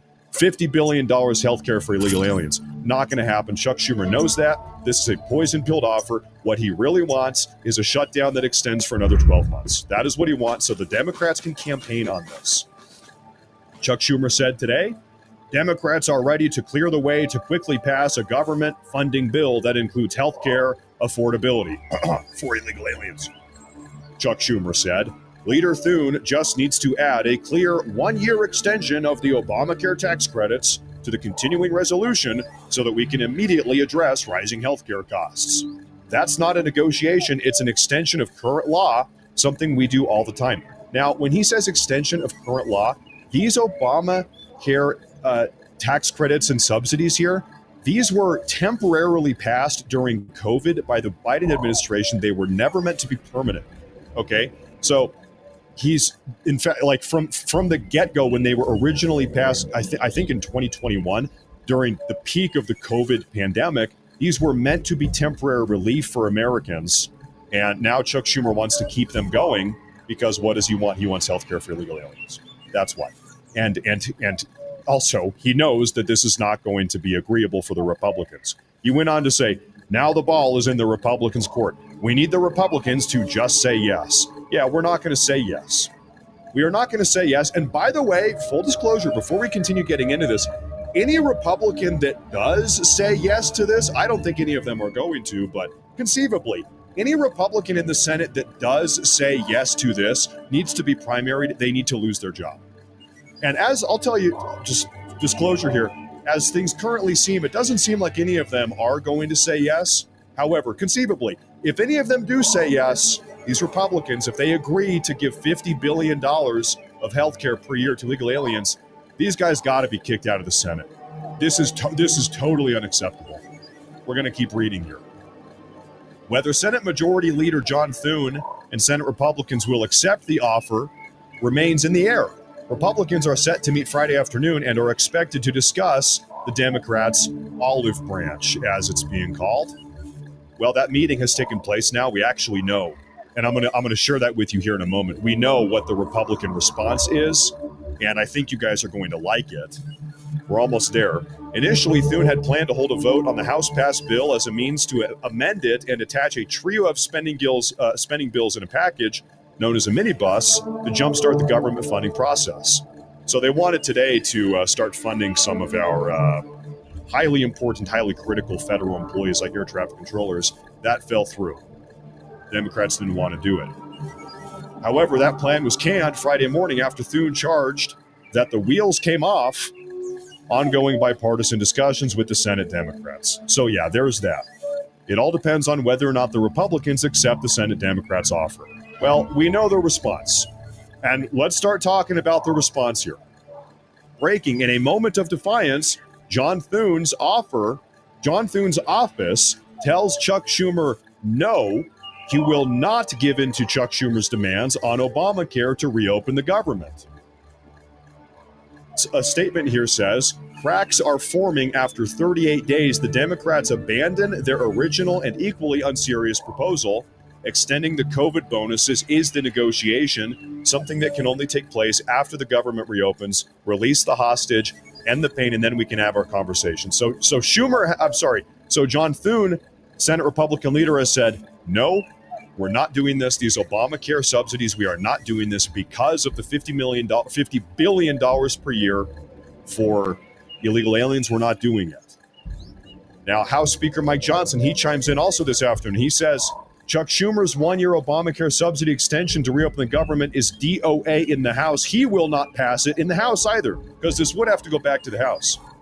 So the Republican House is not going to do this. The Republican Senate is not going to do this. Now, this is Republican Steve Daines. This is a great, exceptional, nitty-gritty explanation of just how terrible and unacceptable this entire dynamic is, this offer that's being presented by Chuck Schumer. I want you guys to watch this because this is a perfect explanation of really what's going on here. Take a look. But you saw what Schumer just offered on the floor. It's nonsense. It's a non-starter. Let me just step back for a moment and define the problem. Obamacare premiums have gone up 220% since it was implemented in 2014. Remember, Barack Obama said Obamacare was going to lower health care costs by $2,500. That was the promise. It's up 221%. That is right. These now subsidies that were put in place temporarily by the Democrats during COVID are set to expire. They were never meant to be permanent. What Chuck Schumer's asking is to now extend these temporary subsidies that are paid to Americans, like we're a family of two that make over $100,000 a year. But where do these subsidies go? They go directly to the insurance companies. So it's doing nothing to address the issue of the unaffordability of Obamacare and healthcare. Their stock prices, Larry, if you look at the major healthcare insurance companies over that same period of time, going back to 2014, are up 500% to over 1,000%. So the insurance companies are making out like bandits, while the American people, frankly, are feeling the pain of Obamacare. And remember one final point. When you think about how many Americans are on the exchange receiving Obamacare, it's 7%. So 93% of the American people receive their health care through Medicare, through Medicaid, through private health care. It's 7% that receive it through Obamacare. And it's a much smaller subset of that 7% that actually get this subsidy paid to the insurance company, not even to the consumer. And so the Democrats, bottom line, are shutting down the entire government, disrupting air travel, not paying the troops because of these subsidies that were always meant to expire. That's the fight. So what did Chuck Schumer just do? He said, let's extend them another year. We're not going to do that without significant reforms at best. 20% of these subsidies are fraudulent. This is a terrible $50 billion a year fraudulent subsidy program that we have got to stop or dramatically reform. We're not going to let Chuck Schumer extend it another year. That's what he proposed here about an hour ago. It's nonsense. And like I said, ladies and gentlemen, this subsidy fraud, $50 billion a year, all the money that is not going into the big pharmaceutical companies and the healthcare provider companies, okay, it's never making its way to actual Americans. The money that allegedly it's actually fraudulent, a lot of it, 20% of it, to the tune of $50 billion a year, and it's going to who? Illegal aliens that shouldn't even be in the first place. This entire situation is absolutely disgusting, and Chuck Schumer knows what he's doing. He knows this proposal is unacceptable to any sensible American. And the reason why Chuck Schumer has offered such an insane proposal is because he knows it's going to get rejected. He doesn't want the Republicans to accept this. He knows it's going to get rejected because it's so unacceptable. Really what he wants is the government shutdown to extend another 12 months into midterms. That's his dream right now, so that the Democrats have something to complain about and campaign on for the next 11 and a half or 12 months. It's absolute insanity. Now we hear from another Republican senator, Senator Kennedy, John Kennedy. He says the short answer is no. The long answer is hell no. Republicans are now openly telling Chuck Schumer to screw off with his Obamacare demands to reopen the government. It's not happening. The answer is no. The long answer is hell no. Now, I want to play. He actually goes on a 3.5 minute just fiery monologue here coming out of this Senate session today. I want to play this for you because this entire situation is just absolutely nuts. What is your response to Chuck Schumer's proposal here to keep those ACA benefits going for another year, bipartisan committee to work on those, and reopen the government with the clean CR?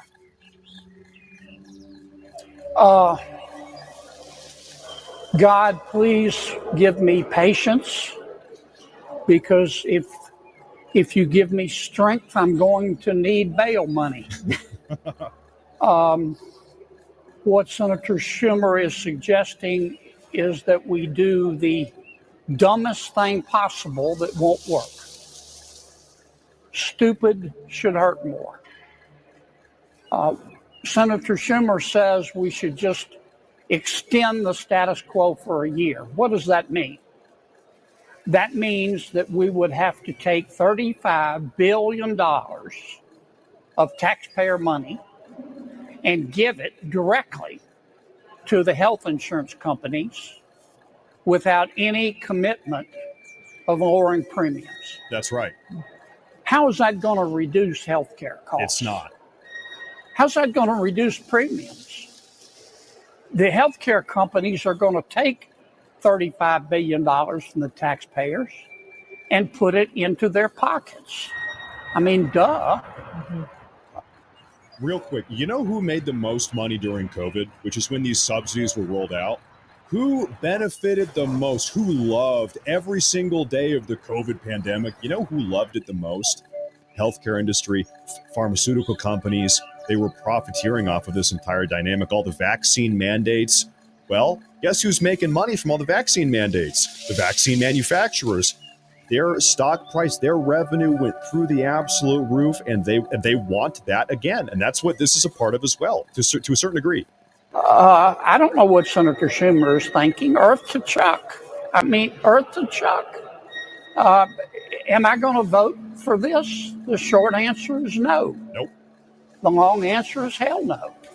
I think we're just going to have to get used to the fact that we've been in a shutdown.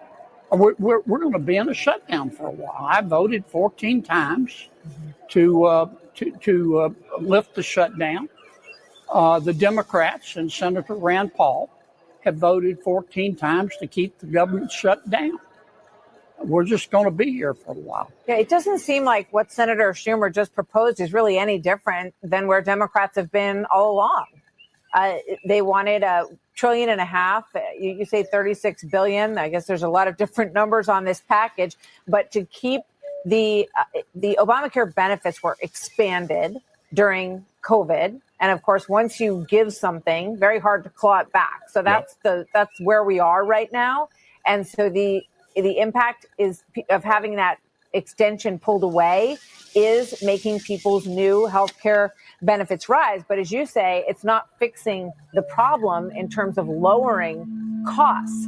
Is there any, I just spoke with the former Governor Sununu, and he said, what they need to do is accept Senator Thune's next proposal and agree on it and get Democrats across the board on it. What do you think that is going to look like? He's just going to bring up the same resolution that he's brought up 14 times. Look, if we've learned anything during this shutdown, we've learned that the Obamacare Affordable Care Act exchanges, they're not working. They're not lowering health care costs. No, they're not. Extending the status quo will just be putting fresh paint on rotten wood. So, Why would we want to do that? Excuse me. President Trump has a solution, and he talked about it again today. Well, yes, he does. President Trump does have a solution, and we are about to talk about that next. I've been talking a lot about what that solution is. I'll give you a hint.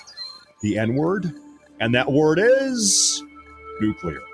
And we're going to hear from President Trump because President Trump chimed in on all of this multiple times today. We're going to talk about that here in a second. Ladies and gentlemen, not only has Obamacare not made healthcare more affordable for anyone in the country, it has proven to be effectively a slush fund, a money laundering scheme, a Democrat slush fund, and a way in which the Democrats can steal federal taxpayer money and redistribute it to illegal aliens, which is exactly what they're trying to do again right this very moment, to the tune of $50 billion a year through an extension of these Obamacare subsidies for 12 months. 12 months, $50 billion healthcare for illegal aliens. That is what they want. That is one component. That is 20% of this entire subsidy package. Absolutely insane. But once again, Chuck Schumer and the Democrats, they know that the Republicans are not going to agree to this. They have no delusions or false aspirations that the Republicans will agree to this because they know themselves how rotten it is. Really what they want is to float this idea, to float this offer, to make the nation believe that they are willing to work with the Republicans. They're not. This is a poison-pilled offer. Really what they want is the shutdown to continue until midterms. So they've got something to campaign on. President Trump chimes in on this entire dynamic earlier today. Take a look.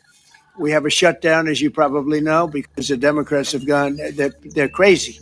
They're crazy. Yeah. But they don't care if they hurt the country. But we've approved it 14 times. We've approved a opening up 14 times, and they keep rejecting it. And I guess maybe they will again. Let's see what happens. They want to have a lot of bad things happen, bad things for our country. We're not going to give $1.5 trillion to people that came into our country illegally. We're not going to do it. To people who came from prisons, they came from mental institutions, they're drug dealers. They want to give them medical care. We have a and that's exactly what they want to do. And now we have a big super chat here I want to take a look at real quick. This is Concrete Lizard.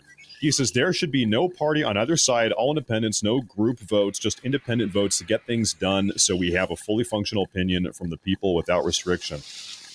One can dream. One can dream, I suppose. Is that going to happen anytime soon? Probably not, but maybe it's not a bad idea. Thank you very much. Thank you very much. President Trump has been talking about going nuclear. In fact, today's video that I made earlier today, I'm sure many of you have seen that. President Trump right now is sort of engaging in a battle on two different fronts. Trump right now is battling against the Democrats, trying to get Chuck Schumer and the Senate Democrats to reopen the government. Yeah, putting pressure on them to reopen the government. But also, President Trump right now is in a battle against the Senate Republicans, a battle of sorts. We need 51 Republican senators. We have 53 of them in total. Trump wants 51 of them to vote to drop a nuclear bomb on the filibuster rule. And only 9 of the 53 have agreed to do so. So Trump right now is every day waging a public pressure campaign on the Senate Republicans, trying to put pressure on them to agree with him, blow up the filibuster. Let's, go over the heads of the Democrats, cut them out of the picture. We don't need to work with them. Blow up the filibuster and go full steam ahead with the America First agenda. Now, like we said, only 9 of them have agreed to do that so far. President Trump on Truth Social today, he said the United States Senate should not leave town until they have a deal to end the Democrat shutdown. If they can't reach a deal, the Republicans should terminate the filibuster immediately and take care of our great American workers. So what is Trump saying? Trump is saying, I fully expect you Senate Republicans to solve this problem. And if you don't, guess what? Nobody gets to go on vacation. No vacations for anybody. You are not leaving Washington, D.C. until you solve this problem. Either you work out a deal, you get the Democrats to capitulate, or you go nuclear. One or the other, no other options. Now, I wanted to pull up this image here for you folks. I've got this saved. We actually have a list of where the current Republican senators stand. Like I said, there are 9 Republican senators: Boozman, Banks, Cornyn, Hawley, Tuberville, Johnson, Justice, Marshall, Moreno, 9 that are willing to go nuclear. We have all of these other ones, all of these other 44 in total that are, maybe not, I don't want to do it, I'm still thinking about it. So what Trump is doing. Like I said, what Trump is doing right now is a public pressure campaign. Trump wants us, the American people, Republican voters, MAGA, America First voters. He wants us to put pressure on these people, on these senators. Call them up, send an email, send a letter. Do your job, go nuclear, get off the sidelines. It's time to save the country. Listen to the president. Listen to President Trump. Listen to we the people. We have a massive super chat right here on YouTube. This is from Ammo Jeffy. This is $49.99. He didn't even leave a message. I'm going to thank you. Hey, thank you very much. I appreciate that a lot, folks. I'm getting fed up with the Senate Republicans. I remember, Ronald Reagan, one of the late great presidents, one of the late great Republican presidents. What was Ronald Reagan's golden rule? Ronald Reagan's golden rule was never criticize another Republican. Never criticize another Republican. Listen, I'm sorry. Listen, Ronald Reagan, I'm sorry. What do we do when our Republicans aren't doing anything? What do we do when our Republicans are really only Republican in name only? They refuse to be subordinate to the will of the American people. That's us. They refuse to listen to the President of the United States. That's Donald Trump. What do we do when Trump top down is saying Republicans do something, go nuclear? We, the people, bottom up, we are saying Republicans do something, go nuclear. So we've got top down, bottom up pressure on these guys. Do your job, go nuclear. And 44 out of 53 of them are saying, I don't feel like it. Maybe not. I just don't want to do it. What do you do? Now, President Trump, like I said, he's putting on this public pressure campaign. He goes on, he added a little bit more information here. Take a look. The Democrats are going to do that. And most of you will admit the Democrats are going to do that. So why aren't we doing it? Yeah. And I think only a foolish person would be against that, especially when you realize that these are crazed people. These people are absolutely crazed, Trump derangement syndrome, whatever it may be. Yeah. And I am totally in favor of terminating the filibuster. And we would be back to work within 10 minutes after that vote took place. And lots of other good things would happen. And it doesn't make any sense that a Republican would not want to do that. But you'd have to make a deal with Democrats to end the shutdown. Here's some of the things that we'd pass if we terminated the filibuster. Voter ID, no mail-in voting, no cash bail, no men and women's sports, no welfare for illegals. You could go on and on. This is 2 pages of things we'd do if you did that. Without it, I don't know that you passed anything because you can't deal with them. They're really irrational. They really are. Well, they're irrational. They're deranged. They are anti-American. Ladies and gentlemen, there can be no bipartisan solution or bipartisan agreement with people that hate you, with people that are actively trying to destroy the republic. There can be no bipartisan solution or bipartisan agreement with somebody like Chuck Schumer or the rest of these radical progressive Democrats in the Senate or the House or wherever else they may be. These people are insane. They hate you. They want you replaced with illegal aliens. They want you to pay for the health care of illegal aliens. They want the border to be open. They want this country to become a communist dystopia. There can be no bipartisan handshaking. There can be no solution or agreement with evil. And that is exactly what we're dealing with. So what happens? You must defeat evil. You must crush evil. In this case, what must be done to do that? We must go nuclear. We must supersede them. We must cut them entirely out of the equation. And we must pass so many pieces of America First legislation through the House and the Senate that the Democrats will never be able to regain control of this country again, that they will never be able to do the damage that they did during the Biden era to this country again. We need to completely shut them down. And we can do that. Like he says, like Trump says, we can do that now. We could do it. We could do it within the next 10 minutes. We could do that now. We could, if the Senate Republicans would go to the Senate right now, what is it, 7:32 p.m. on the East Coast, go into the Senate chamber, go nuclear, and they already have a lot of this legislation passed through the House, voter ID, the SAVE Act. You could do all of this, no cash bail. You could have all of this passed by the end of the night, before any of us even go to bed. We could save the country within the next 3 hours. But they won't do it. I said this in my video this morning. Could you imagine if George Washington had to appeal to the Senate GOP to support him in his crossing of the Delaware, fighting the British, the Revolutionary War to liberate the colonies and create this country in the first place? It wouldn't have happened. Nothing would have happened. We would still be a British colony if George Washington had at his back all these Senate Republicans, because they would sit there on their hands doing nothing, saying, I don't know, seems pretty risky. I don't know, seems pretty risky. I don't know, man, I'm scared. I don't want to do it. Thank God that we did not have spineless, feckless losers surrounding George Washington when he tried to build this country. Thank God we had men with a spine that were capable of making tough, prudent decisions. Thank God. Now we are unfortunate to have those men in the Senate right now. All they have to do is flip off their brains and listen to President Trump. Folks, we have, and not only President Trump, all of us, the overwhelming majority of conservative voters, of MAGA, America First voters, we are saying, go nuclear. Listen to the voters. Listen to your president. He has the mandate. If President Trump says jump, I want them to say how high. That is how I want this relationship to be. Trump has the mandate, not these senators. Do what Trump says. Do what we say. We gave him the mandate. Folks, we have a couple options here, right? There can be no agreement and the shutdown continues for another 12 months into midterms or longer, and the Democrats campaign on this and they hammer into the psyche of the American population for 12 months. Republican shutdown, Republican shutdown, Republican shutdown. They blame this on the Republicans. And you know what? That might work. That might propel the Democrats into midterm success. They might win midterms if this government stays shut down. It's a gamble. Who knows? Who knows?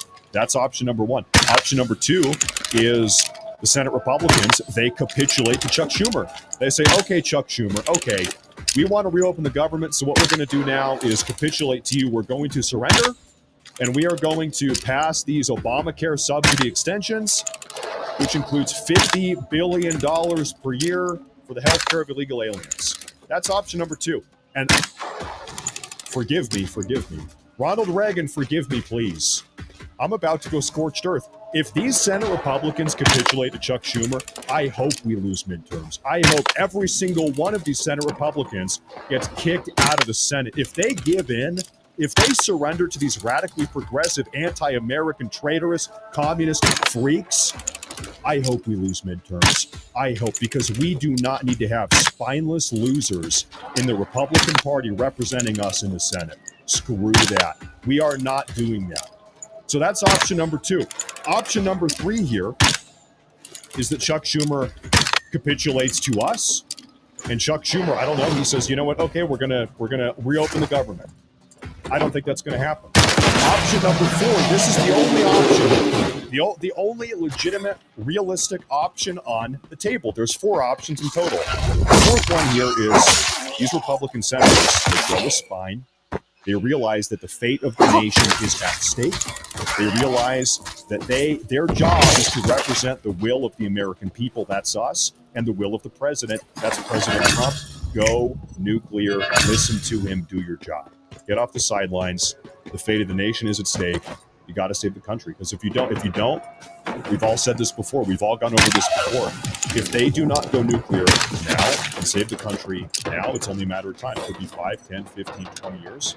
Who knows, before the Democrats regain control of the House, Senate, White House, and then the Democrats go nuclear. And then they pass God knows how many articles of legislation aimed at explicitly, deliberately destroying this country, and that will happen. That is their goal. We have a chance to stop it now. We must take that opportunity. Otherwise, I don't care. But you tell me, convince me.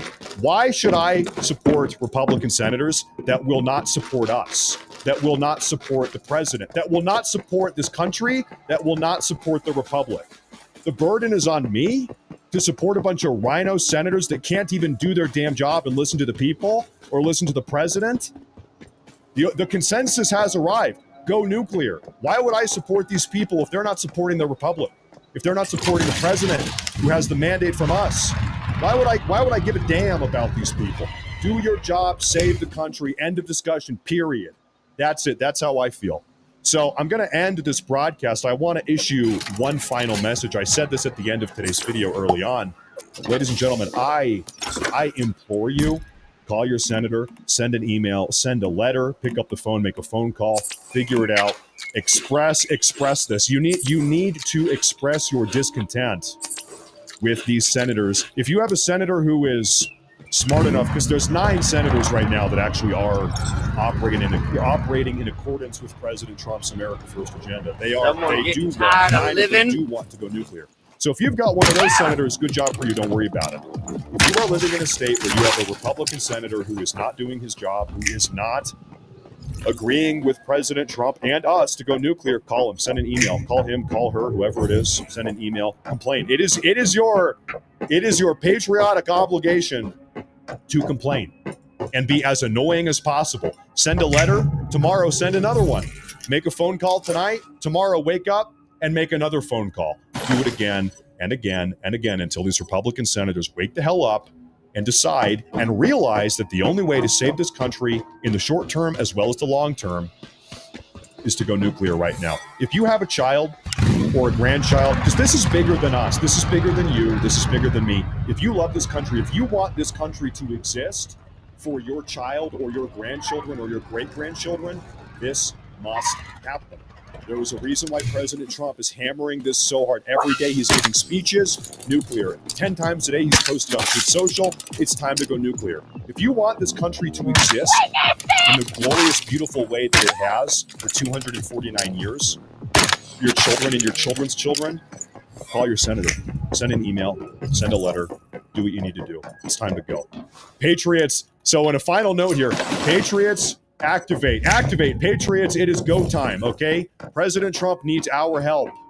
We got to step up. We need to rise to the occasion. President Trump rose to the occasion for us.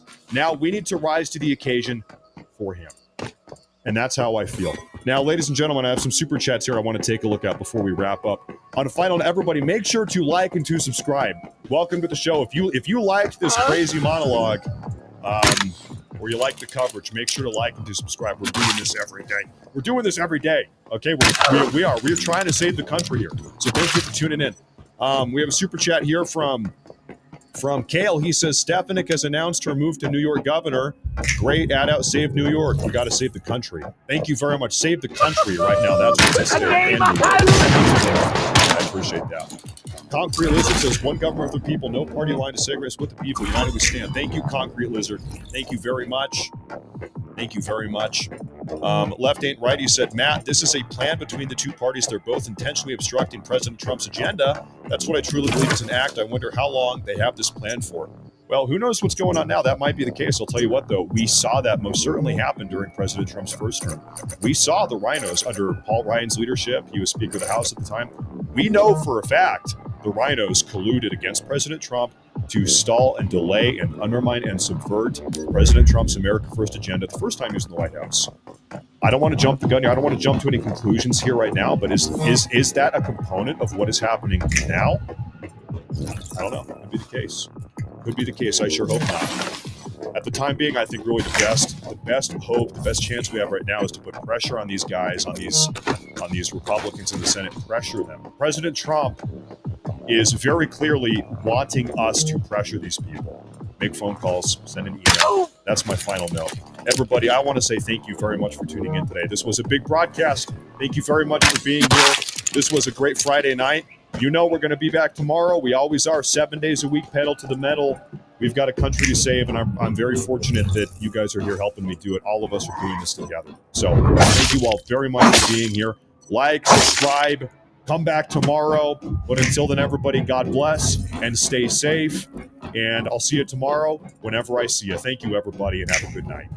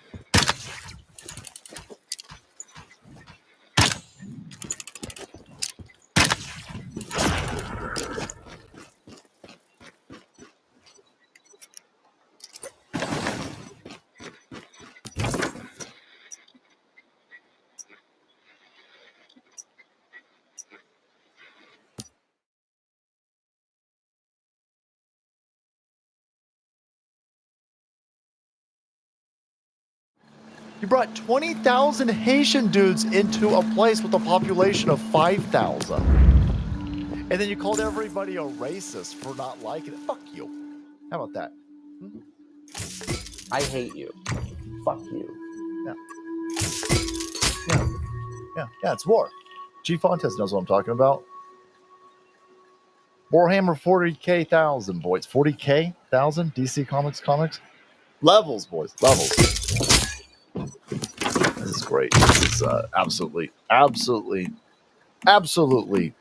on point. They say that this is a conspiracy theory, by the way. It's a racist conspiracy theory to point out that we're being replaced in Western civilization. Hey, man, Saudi Arabia ain't letting tens of thousands of Ohioans flooding in. You're not gonna take tens of thousands Guaylo and put them in some small village in China. They ain't gonna allow that shit. Oh shit, no, they ain't gonna allow it. And we have been put in a position of paralysis, political paralysis, bit by a woke gay vampire, boys. That doesn't make any sense. A woke gay ass. It bit us. And a bunch of people were like, oh my God, we can't say anything about what's clearly happening over here. Oh no, we're going to be called a racist. Yeah, nobody cares about being called a racist. Go look at the memes. Go look at the memes. You're just a dirty... I made a new song. Oh, you made a new song. Holy shit. Oh, wild times, boys. Wild times. I know. So,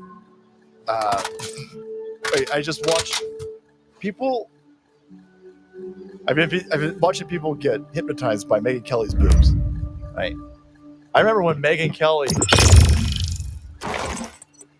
She interviewed Alex Jones... And completely, he knew that she was going to do this, by the way. He said this. He said, I'm going to do an interview with Megyn Kelly, and she's going to edit it and make me look like a fucking Nazi or some weird stuff like this. And she did exactly that. Megyn Kelly's a cunt. Yeah. She's aged him really well, I'll tell you this. Yeah, I'll tell you this. Listen, wood, right?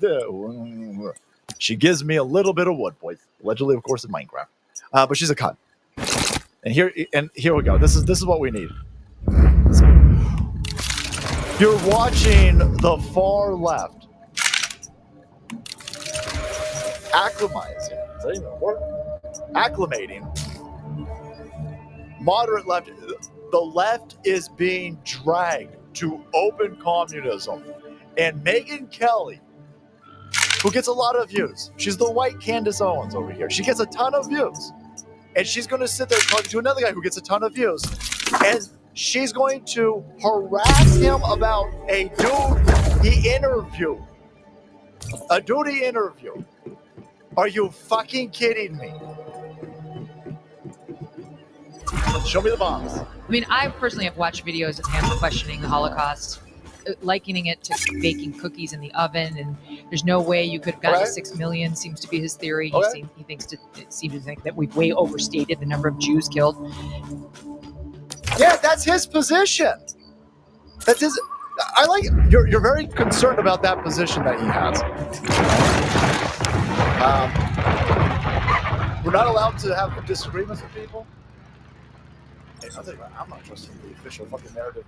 Dude, I lived at 9/11. I'm not trusting any motherfuckers on anything. But motherfucker, I don't think we went to the moon. Oh my God, you brought him on your show. He doesn't think that we went to the moon. Yeah, it's fine. I'm not saying you have to believe that, by the way. So you had a dude on your show. He's got questions about the Holocaust. Oh my God, we can't have him on. Why not? Why not? The best way to get people to question the Holocaust is, for fuck's sake, man, the right.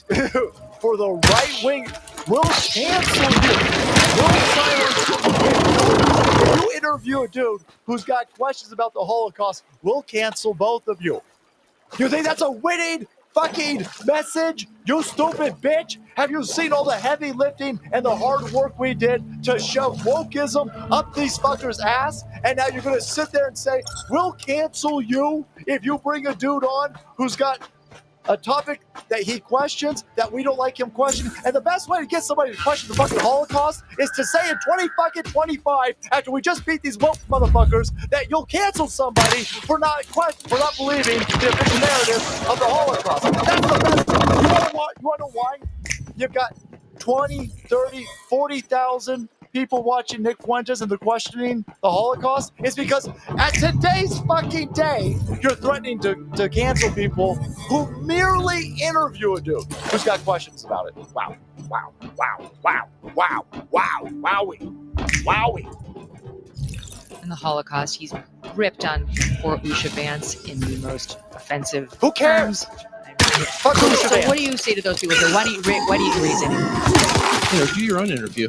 Yes. The way that you want to do it. Yes. You're not my editor. Yes. Holy shit, I love that. Shit. I hate you.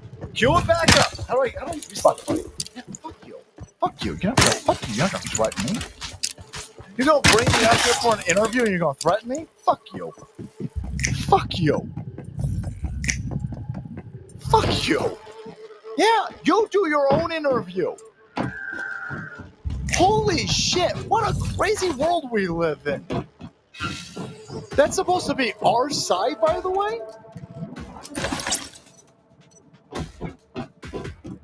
Wild. Fucking wild. This is why it's insane that we spend so much fucking time talking about Jews. I mean, holy shit. We've got straight up, flat out commies. They are now the mayor of New York. They're bringing to their victory party podcasters who say you deserved 9/11. Holy shit, man. Holy shit. Oh. But Tucker's response is the best response. Fuck you. So what do you say to those people? Say, why didn't you raise any of that? Do your own interview. Yeah. The way that you want to do it. You're not my editor. Buzz off. I mean, I don't know. You want to go yell at Nick Fuentes? I'll give you his cell. Call him. I like that this guy over here, Megan Kelly, about Nick Fuentes' Holocaust denial. Okay. All right. You don't have to agree. You're allowed to question things.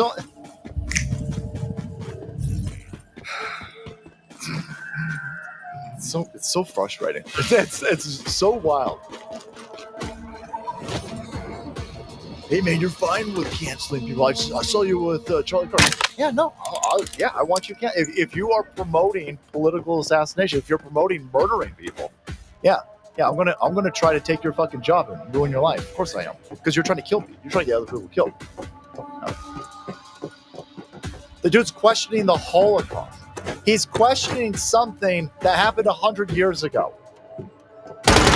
What, we're 90 years away from this event?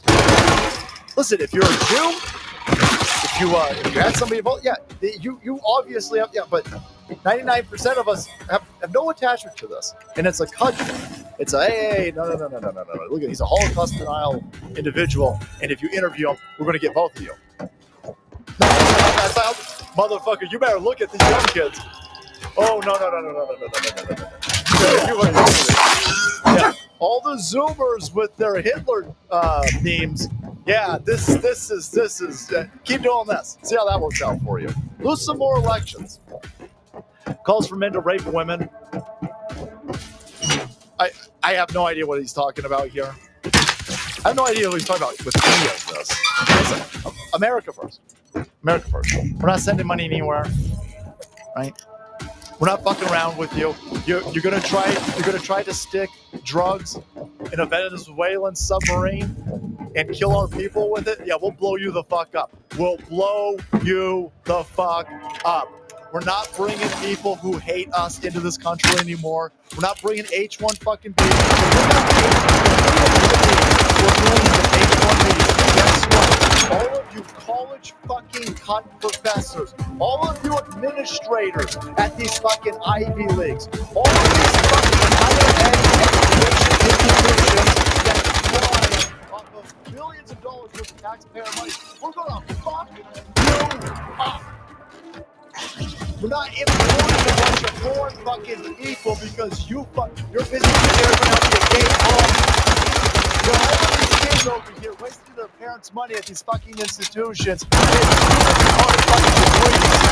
then what looks like you need to bring us H1 Bs. Well, then you're fucking fired. How about that? How about every time we got bringing an H1B, we fire you fucking cocksuckers? How about them apples? You like apples, you fucking homos? How about them? Hey, calm down.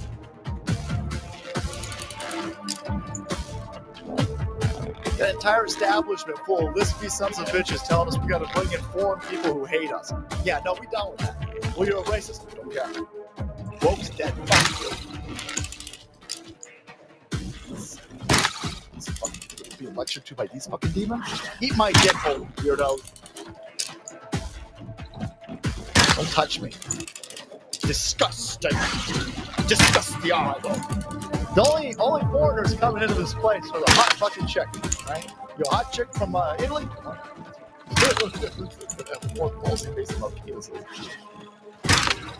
You bring in pizza, Lamborghinis, and boobs, Italian boobs. Come on. You guys can pizza. Sorry. My Chevy CEO. Thanks, bro. Thanks, David. Anyway, so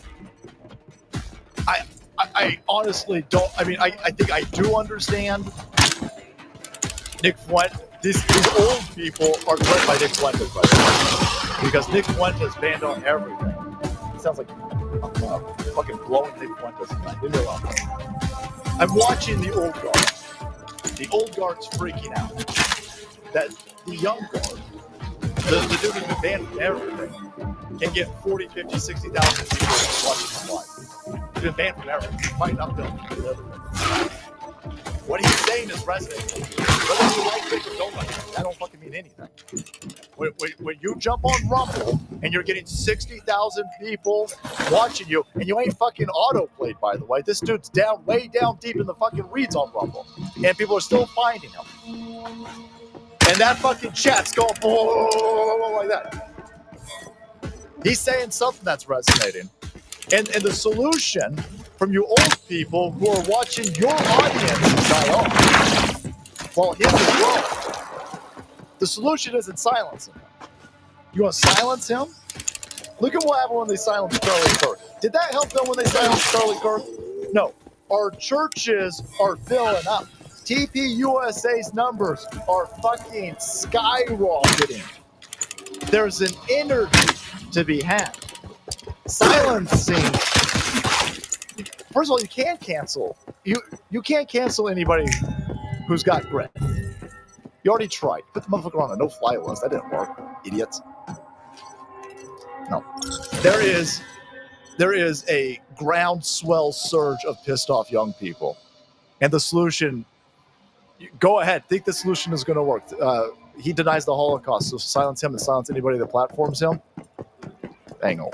Go for it. Go for it. You'll make him bigger. Go for it. Keep doing stupid shit like that. But Tucker's response was great. And a little bit of what you saw is what I saw from this young woman over here who totally gets it. I'm absolutely. Usually when you're this hot, and by the way, she did an interview. She like showed up to an interview. This is what's there's multiple things that are beautiful. Let me explain beauty. Let me explain beauty to you, young people out there. She's got this really effortless. She shows up to an interview and her hair's not did. She's wearing I mean, there you go. Look at this. Look at that. She's all done up. She put her boobs in a sack dress over here. Fucking great. And then she just shows up to an interview, puts a jacket on, still hot. Still, I mean, that's great. That's effortless hotness. Usually when you're that hot, you're fucking stupid because you're that hot, right? You don't have to do anything. You don't have to do anything. Shit just bends in your direction. And you know what I'm talking about. Us ugly people, you got to develop a character. You got to go make money. When you're this ugly, you got to go out there and find a way to make money. You got to learn how to juggle. There's all kinds of stupid shit you got to do when you got a fucked up face. So I assume she was an idiot. I'm a face racist, boys. I'm a facist. I was like, that bitch is hot. That bitch is real hot. She got fucking stupid. There's this inverse relationship. Math nerds can draw it up for you. Where are all the Asians at? Make us math equations. Formula I. The more hot you get, the lower your IQ. I thought she was gonna fold. I thought that when they went at this chick full force, by the way, they said it was a Nazi commercial. Don't forget, for 3 weeks, we had ridiculous retards going out there on television. They were using motherfucking satellite. Think of the technology involved and invoked in order to broadcast fucking stupidity that Sydney Sweeney is a Nazi. Look at all of that shit. It was crazy. I was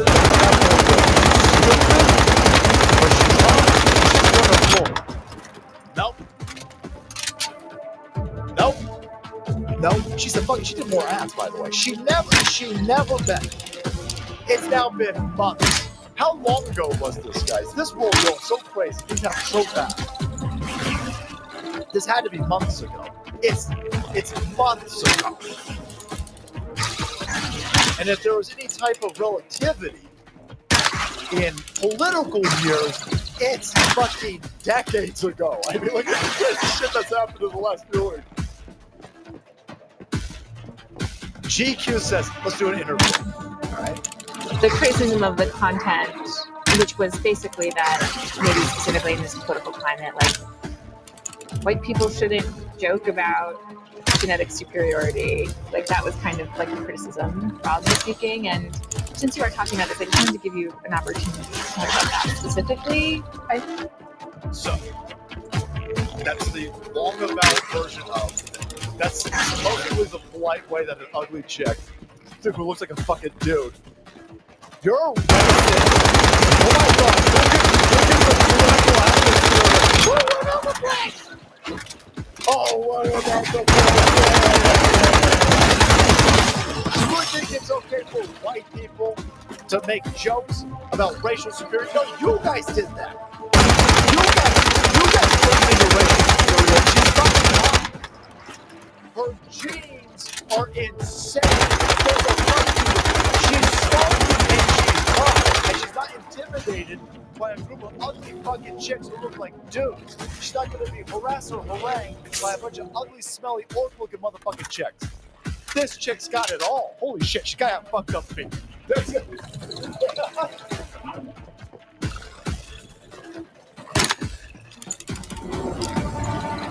It's gotta be the Achilles heel, right? You're telling this bitch more, her feet, her toes more fucked up than Brie Larson, boy. It's gotta be. That's the only thing, man. That's gotta be some bitch got orc feet. This bitch got otter feet. She comes for fucking feet. Woo! But, yeah. GQ. How dare you? Again, we're the benevolency of us ugly white libtard chicks. We're going to give you another opportunity for you to apologize for upsetting black people weren't watching Sydney Sweeney Jean ads. No, the only people who were upset about this were ugly white chicks. That's it. You ugly libtard white chicks. And I sit there going, oh, for fuck's sake, don't apologize. How do you get out of this? What fucking do? When you're a woman and you look like Quentin Tarantino, you done fucked up, you stupid bitch. All right. I think that when I have an issue that I want to speak about, people will hear. The Chris. Yeah, fuck you. Hey, would you like to apologize for being a racist? Fuck you. Fuck you. How about Fuck you. I hate you. Yeah, how about that? Hey, Megyn Kelly. Fuck you. Hey, would you like to apologize for giving safe political journalistic harbor to no.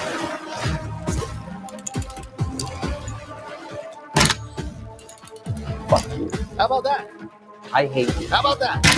How about you don't give me ultimatums? How about that? How about that? Fuck you. Shit. Yeah, no. What the?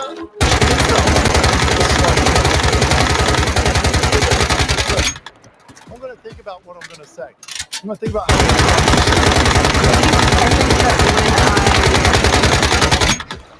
I have an issue that I want to speak about. People.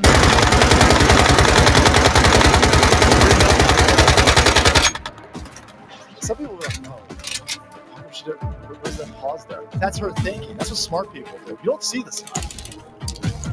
You should think about what you're about to say before you say it. Again, this show's fucking retarded. Don't listen to this show. This is a stream of consciousness over here. I'm just blowing shit out.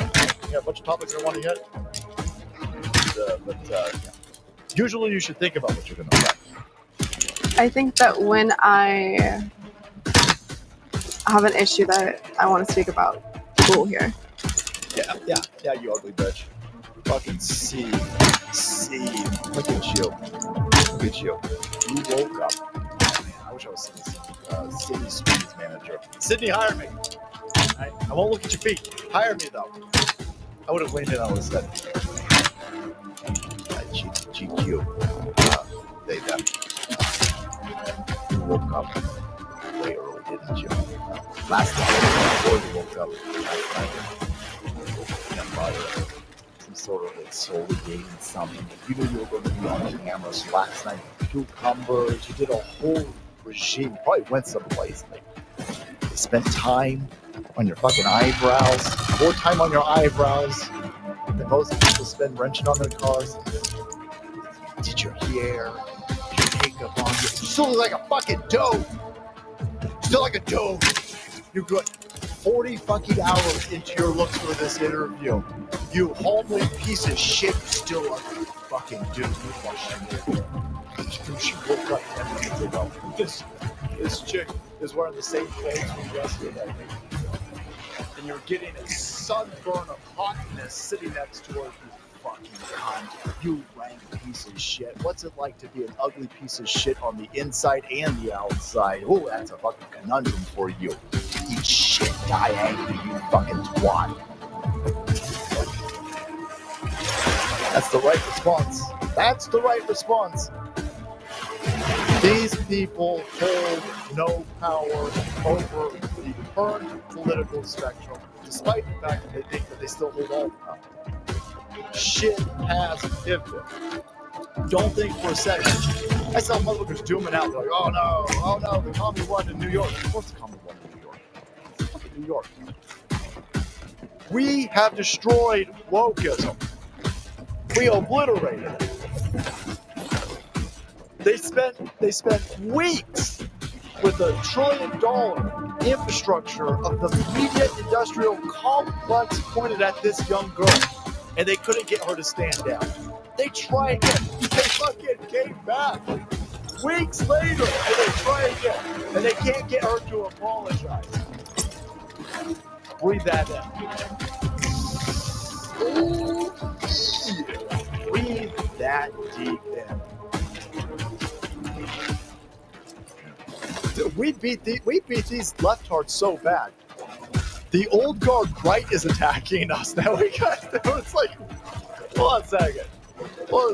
We still got a lot of war left, man. A lot of battles. We got a lot of shit to blow up still. And the political spectrum, of course.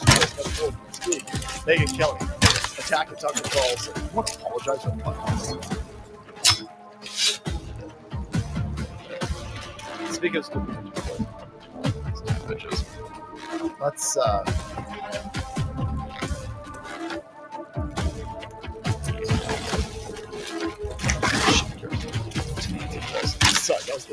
that was the longest transition. I hung up a little. Might have not heard, but probably did hear. Nancy Pelosi officially throwing the towel in. Somebody threw the towel in. She's so old. How old is Nancy Pelosi? 88 years old. She's not going to do re-election. Oh no. I should run.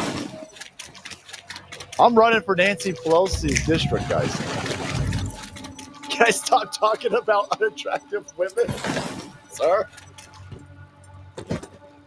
Sorry, Liv. All right. Speaking of unattractive women, Nancy Pelosi and them floppy fucking titties, man. We're going to ask Donald Trump. I don't know if they can hear, but the journalist goes, Mr. Trump, do you have anything that you'd like to say about Nancy Pelosi? I'm watching fucking people like Marjorie Taylor Greene go, Nancy Pelosi, venerable stateswoman, a pioneer. She really does. Fucking hell. Marjorie, what is going on with you? Marjorie Taylor Greene trying to get a jerk on the motherfucking View. Nancy Pelosi was a cunt. Yeah, don't try to blow smoke up our dick holes. Thank you for retirement. Thank you, Press. Nancy Pelosi. Nancy Pelosi. I think she's an evil woman. I'm glad she's retired. I think she did the country a great service by retiring. I think she was a tremendous liability. I bet she's an evil woman who did a good job. Helped the country a lot. The damage to it and reputation. So she was there. Thank you very much.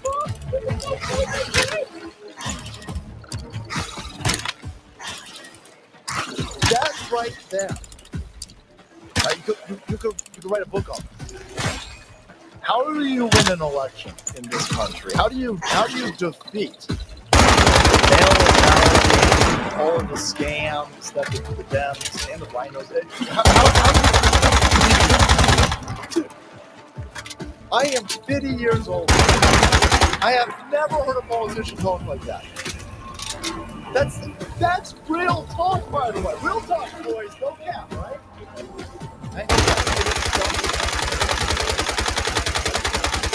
How do you feel about your political opponent? Well, fuck that. We know that you hate that person. It's fun. Don't treat us like stupid fucking Democrats. Tell us how you feel. She's awful. She's horrible, evil. Her pussy smells like sulfur. What? Sulfur and vodka. Oh, I got an update on the vodka video. But I'm glad she's retired. I think she did the country a great service by retiring. I think she was a tremendous liability for the country. I thought she was an evil woman. She's an evil woman. Evil woman. Yes.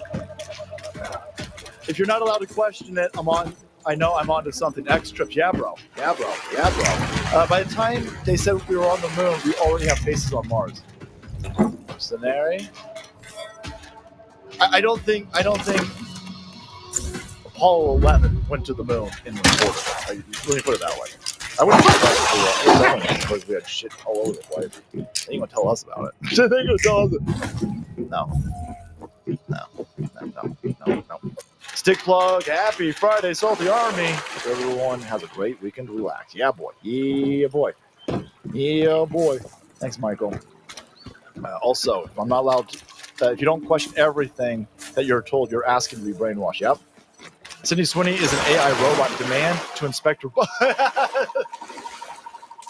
I gotta inspect those boobs. There was a threat against your boobs, Miss Sweeney.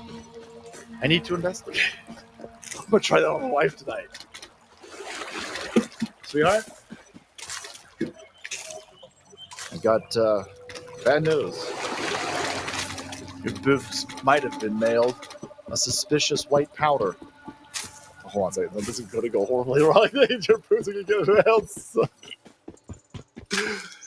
All right, guys. No, we got to move. Okay, we got more Nancy Pelosi's show. Let's move far away from doing horrible stuff to my wife's boobs. I own stock in something, and I do a good job, and the stock market goes up, I guess I'm profiting. But who really profits is somebody like Nancy Pelosi, who uses inside information. She worked for $175,000 a year, and that's at the high end, and she's worth $150, $200 million. Okay? You ought to look at Nancy Pelosi, and you ought to look at some of these politicians that are stone-cold crooks. I was very wealthy when I came in. Being president, I probably cost me money. It did. Yeah, it lost you money. I mean, you're up because when you were out of office, you made some more money.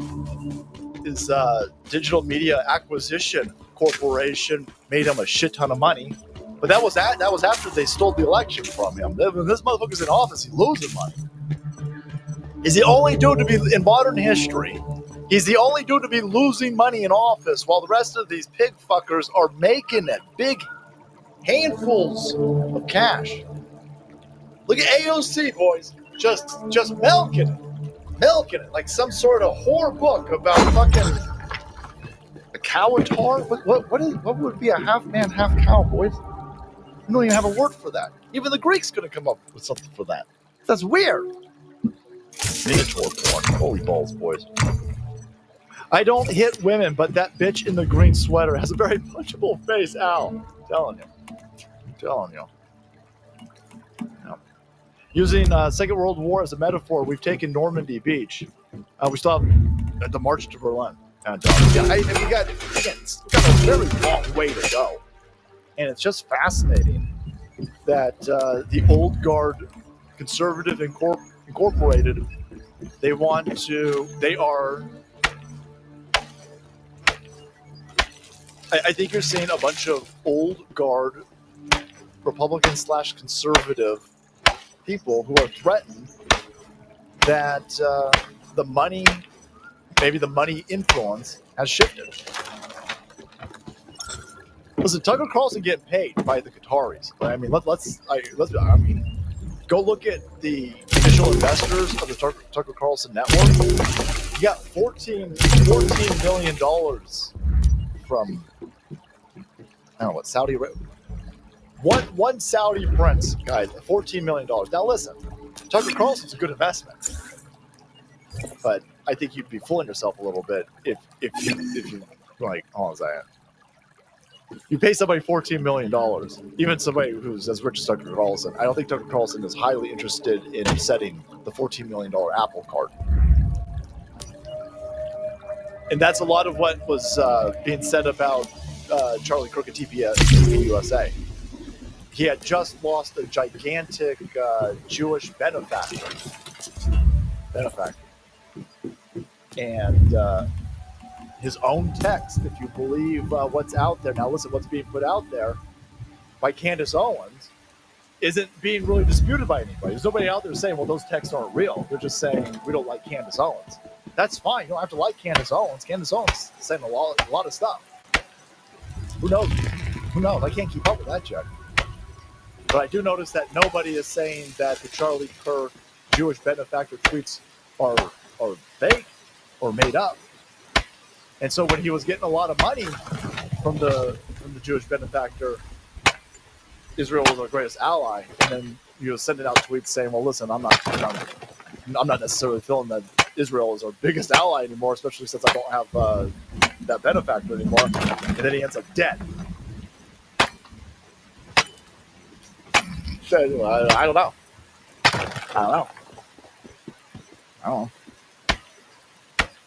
I think that's interesting. I think we should ask questions about it. Hey, Megan, can I ask questions about that? Huh? Can't? Oh no, I can't ask questions about that. That's weird. That's weird. Yeah, guys, I don't know if listen, between Qatar and Saudi Arabia, I can't keep up. I just know that there's a when you as big as Tucker Carlson, you get offered money from gigantic. Listen, the Qataris and the Jews, they're throwing money at different influencers or journalists, whatever the fuck you want to call broadcasters these days. And so there's a lot of money to be had out there, but your own. Yeah. You're not taking $20 million from the Jews and then questioning the Jews. That's not how anything works. Because everybody, I think whatever your position on that is, I think you can agree. And that's not an anti-Semitic thing, because if you take $20 million from fucking Saudis, you ain't going to say anything negative about Saudis either. It's all about being a whore. Let's just be straight up about what it is. I like Tucker Carlson, but you taking $20 million from one person, or you sucking some dick. Oh yeah, you bet you dance money. Yeah, and these people have made some sort of political calculus. We're like, hey, I'll suck a little dick, but that's gonna be weird. That's good. Oh man. Oh, I'm glad my dad's dead. I don't need my dad seeing clips. Yeah, I'll suck a little dick.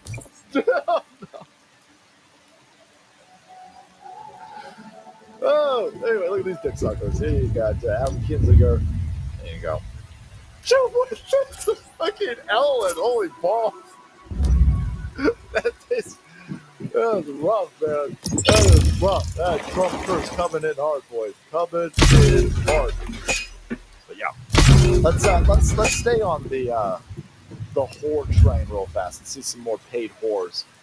All you lefty chicks, you look like native Kennedy chick.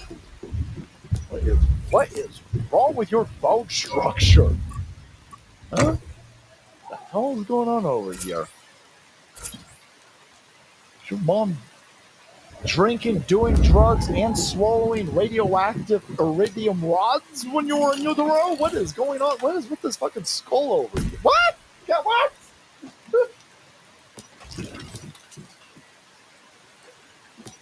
Oh, son of a bitch! Did we keep the Sweeney? We're gonna need that. We're gonna need to keep that up, guys. All right. We're gonna get through this clip, and then I'll wash your dirty eye peepers out with some. What is happening here? What is happening here? They all look like they're part bird. What is happening to this lefty chick? You guys should be way less concerned about 20-year-olds. Again, 20. You're going to harangue a 20-year-old for questioning the Holocaust? Do you think that's going to really work with 20-year-olds? You should be way more concerned why lefty chicks look like they're 58% bird. Holy shit. Okay. Had it or hit it, ICE. Had it with ICE. I mean, this Gestapo that's terrorizing communities is absolutely out of control. These fat asses that have no training, they are disgusting thugs that should be treated like pigs on our streets. They are horrible, horrible people. And AOC in 2018 was being called a radical for saying abolish ICE. ICE didn't exist before 9/11. We can abolish ICE. It came out of the war on terror, and it does not need to exist. We can have a much more humane immigration system than. No, we can't have a. I'm not taking advice or political advice from a fucking retard who thought it was fine to let in tens and tens of millions of illegals. Oh, listen, we can get rid of ICE. ICE is We didn't even have ICE before 9/11. ICE has to do with terrorists. ICE has to do with immigration's customs enforcement. We need them because you let in. We could have had a discussion of whether or not we need ICE, but that's before you let in tens and tens and tens and tens of millions of illegals. Once you do that, the discussion's way out the fucking door. And then you don't get to lecture us about how we do it, by the way. We told you we were going to do this, and you laughed and scoffed and said, you can't do it. We let too many in. And now we can't get rid of them? What are you going to use the military? Fuck yeah. Yeah. Bitch, I'll use alligators. Don't worry about what I'm going to do. Oh, no, you better stop. Fascist Gestapo. Good.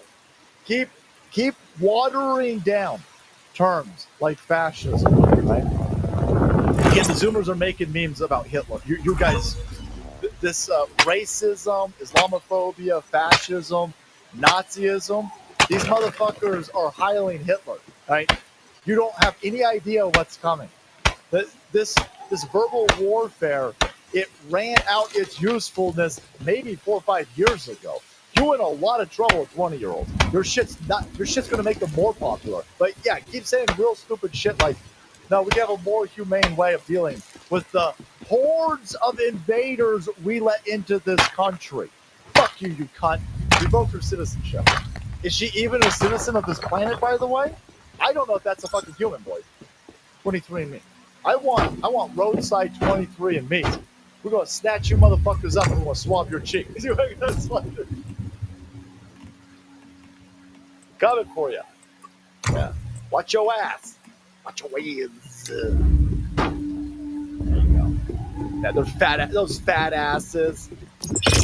Stupid racist fat asses, boys. Can you believe that? Yeah, I can believe it. Wow.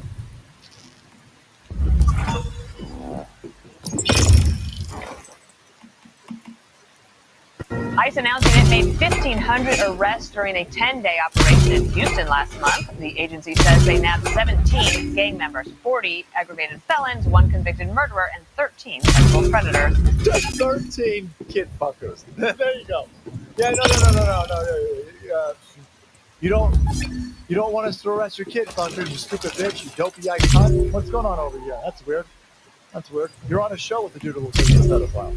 I think that's interesting. We should look into both your bookmarks. Allegedly, of course. Oh my God! We gotta get rid of ICE. Did you hear those numbers?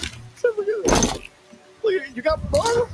You got illegal alien murdered. Oh my God! Leave our illegal alien murderers and rapists alone. No, you stupid cunt. You're aiding and abetting, by the way. You should be arrested. We gotta get rid of these fucking people. It's time to pull the kid gloves off, man. These people want us dead. You're aiding and abetting. You're giving aid and cover to murderers and rapists. Fuck you, you ugly bitch. It made 1,500 arrests during a 10-day operation in Houston last month. The agency says they nabbed 17 gang members, 40 aggravated felons, 1 convicted murderer, and 13 sexual predators. You got a murderer, a dozen rapists. It's a fucking insane. Hey, man, but they might be dads. I don't give a fuck. Throw their kids out of here too. No, we're not getting lectured to by whatever the fuck this is. What's happening with you people? It's not an accident. Not an accident that they look like this. Guys, when you are evil and you're doing evil shit, you will look like a troll. Our ancestors wrote hymns about this shit. You can see this written out on clay pots in the fucking desert 10,000 years ago. It's a story as old as time. Evil takes its toll. Being evil will fuck you up and it will physically manifest. There is a reason why every allegory, every story, every haunted tale, they all have the same exact line, the same exact thread. Evil is ugly. These motherfuckers are on brand. On brand, boys. man, leave me alone. Oh my God, man, what about it? Yeah. You see this? This happened yesterday. This was all over the place. This is a rep, by the way. Arrest him. Arrest him. Diacide. I live in the Bay Area and have been waiting for years for the day I could visit Nancy Pelosi's grave and piss on it. You can pull a Mando if you want, Diacide. Everybody remember Base Mando? Thank you. That's way generous. Way too generous. Using the Second World War.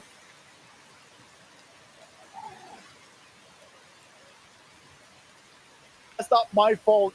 It's not my fault. Or somebody else posted that. That's an uncomfortable conversation I don't want to have. All right? Appreciate the super chat. But now I got to arrest you. Wait, pigs on our streets? What? Then let's bacon on the streets, boys. The screams. I'm here for it. Nancy's going. Is Nancy fleeing? Is Nancy fleeing? Uh-oh. It's always the Spanish by life. So this woman, look at this, guys. They went to this daycare. These ICE Gestapo fat asses. And they went into the daycare. And in front of all the kids, they fascismed the beloved teacher of the year. The teacher of the year! Slight problem with this. Slight problem. By slight, I mean everything. Again, ICE isn't just going after the worst of the worst. First of all, you wouldn't let us go after the worst of the worst. We told you, hey, man, we got to get rid of these terrorists. And you guys are like, you can't get rid of our terrorists. You guys are still aiding and abetting terrorists in your sanctuary cities. So, no, I'm done with the go after the low-hanging fruit. Get everybody. Get every, yeah. No, okay.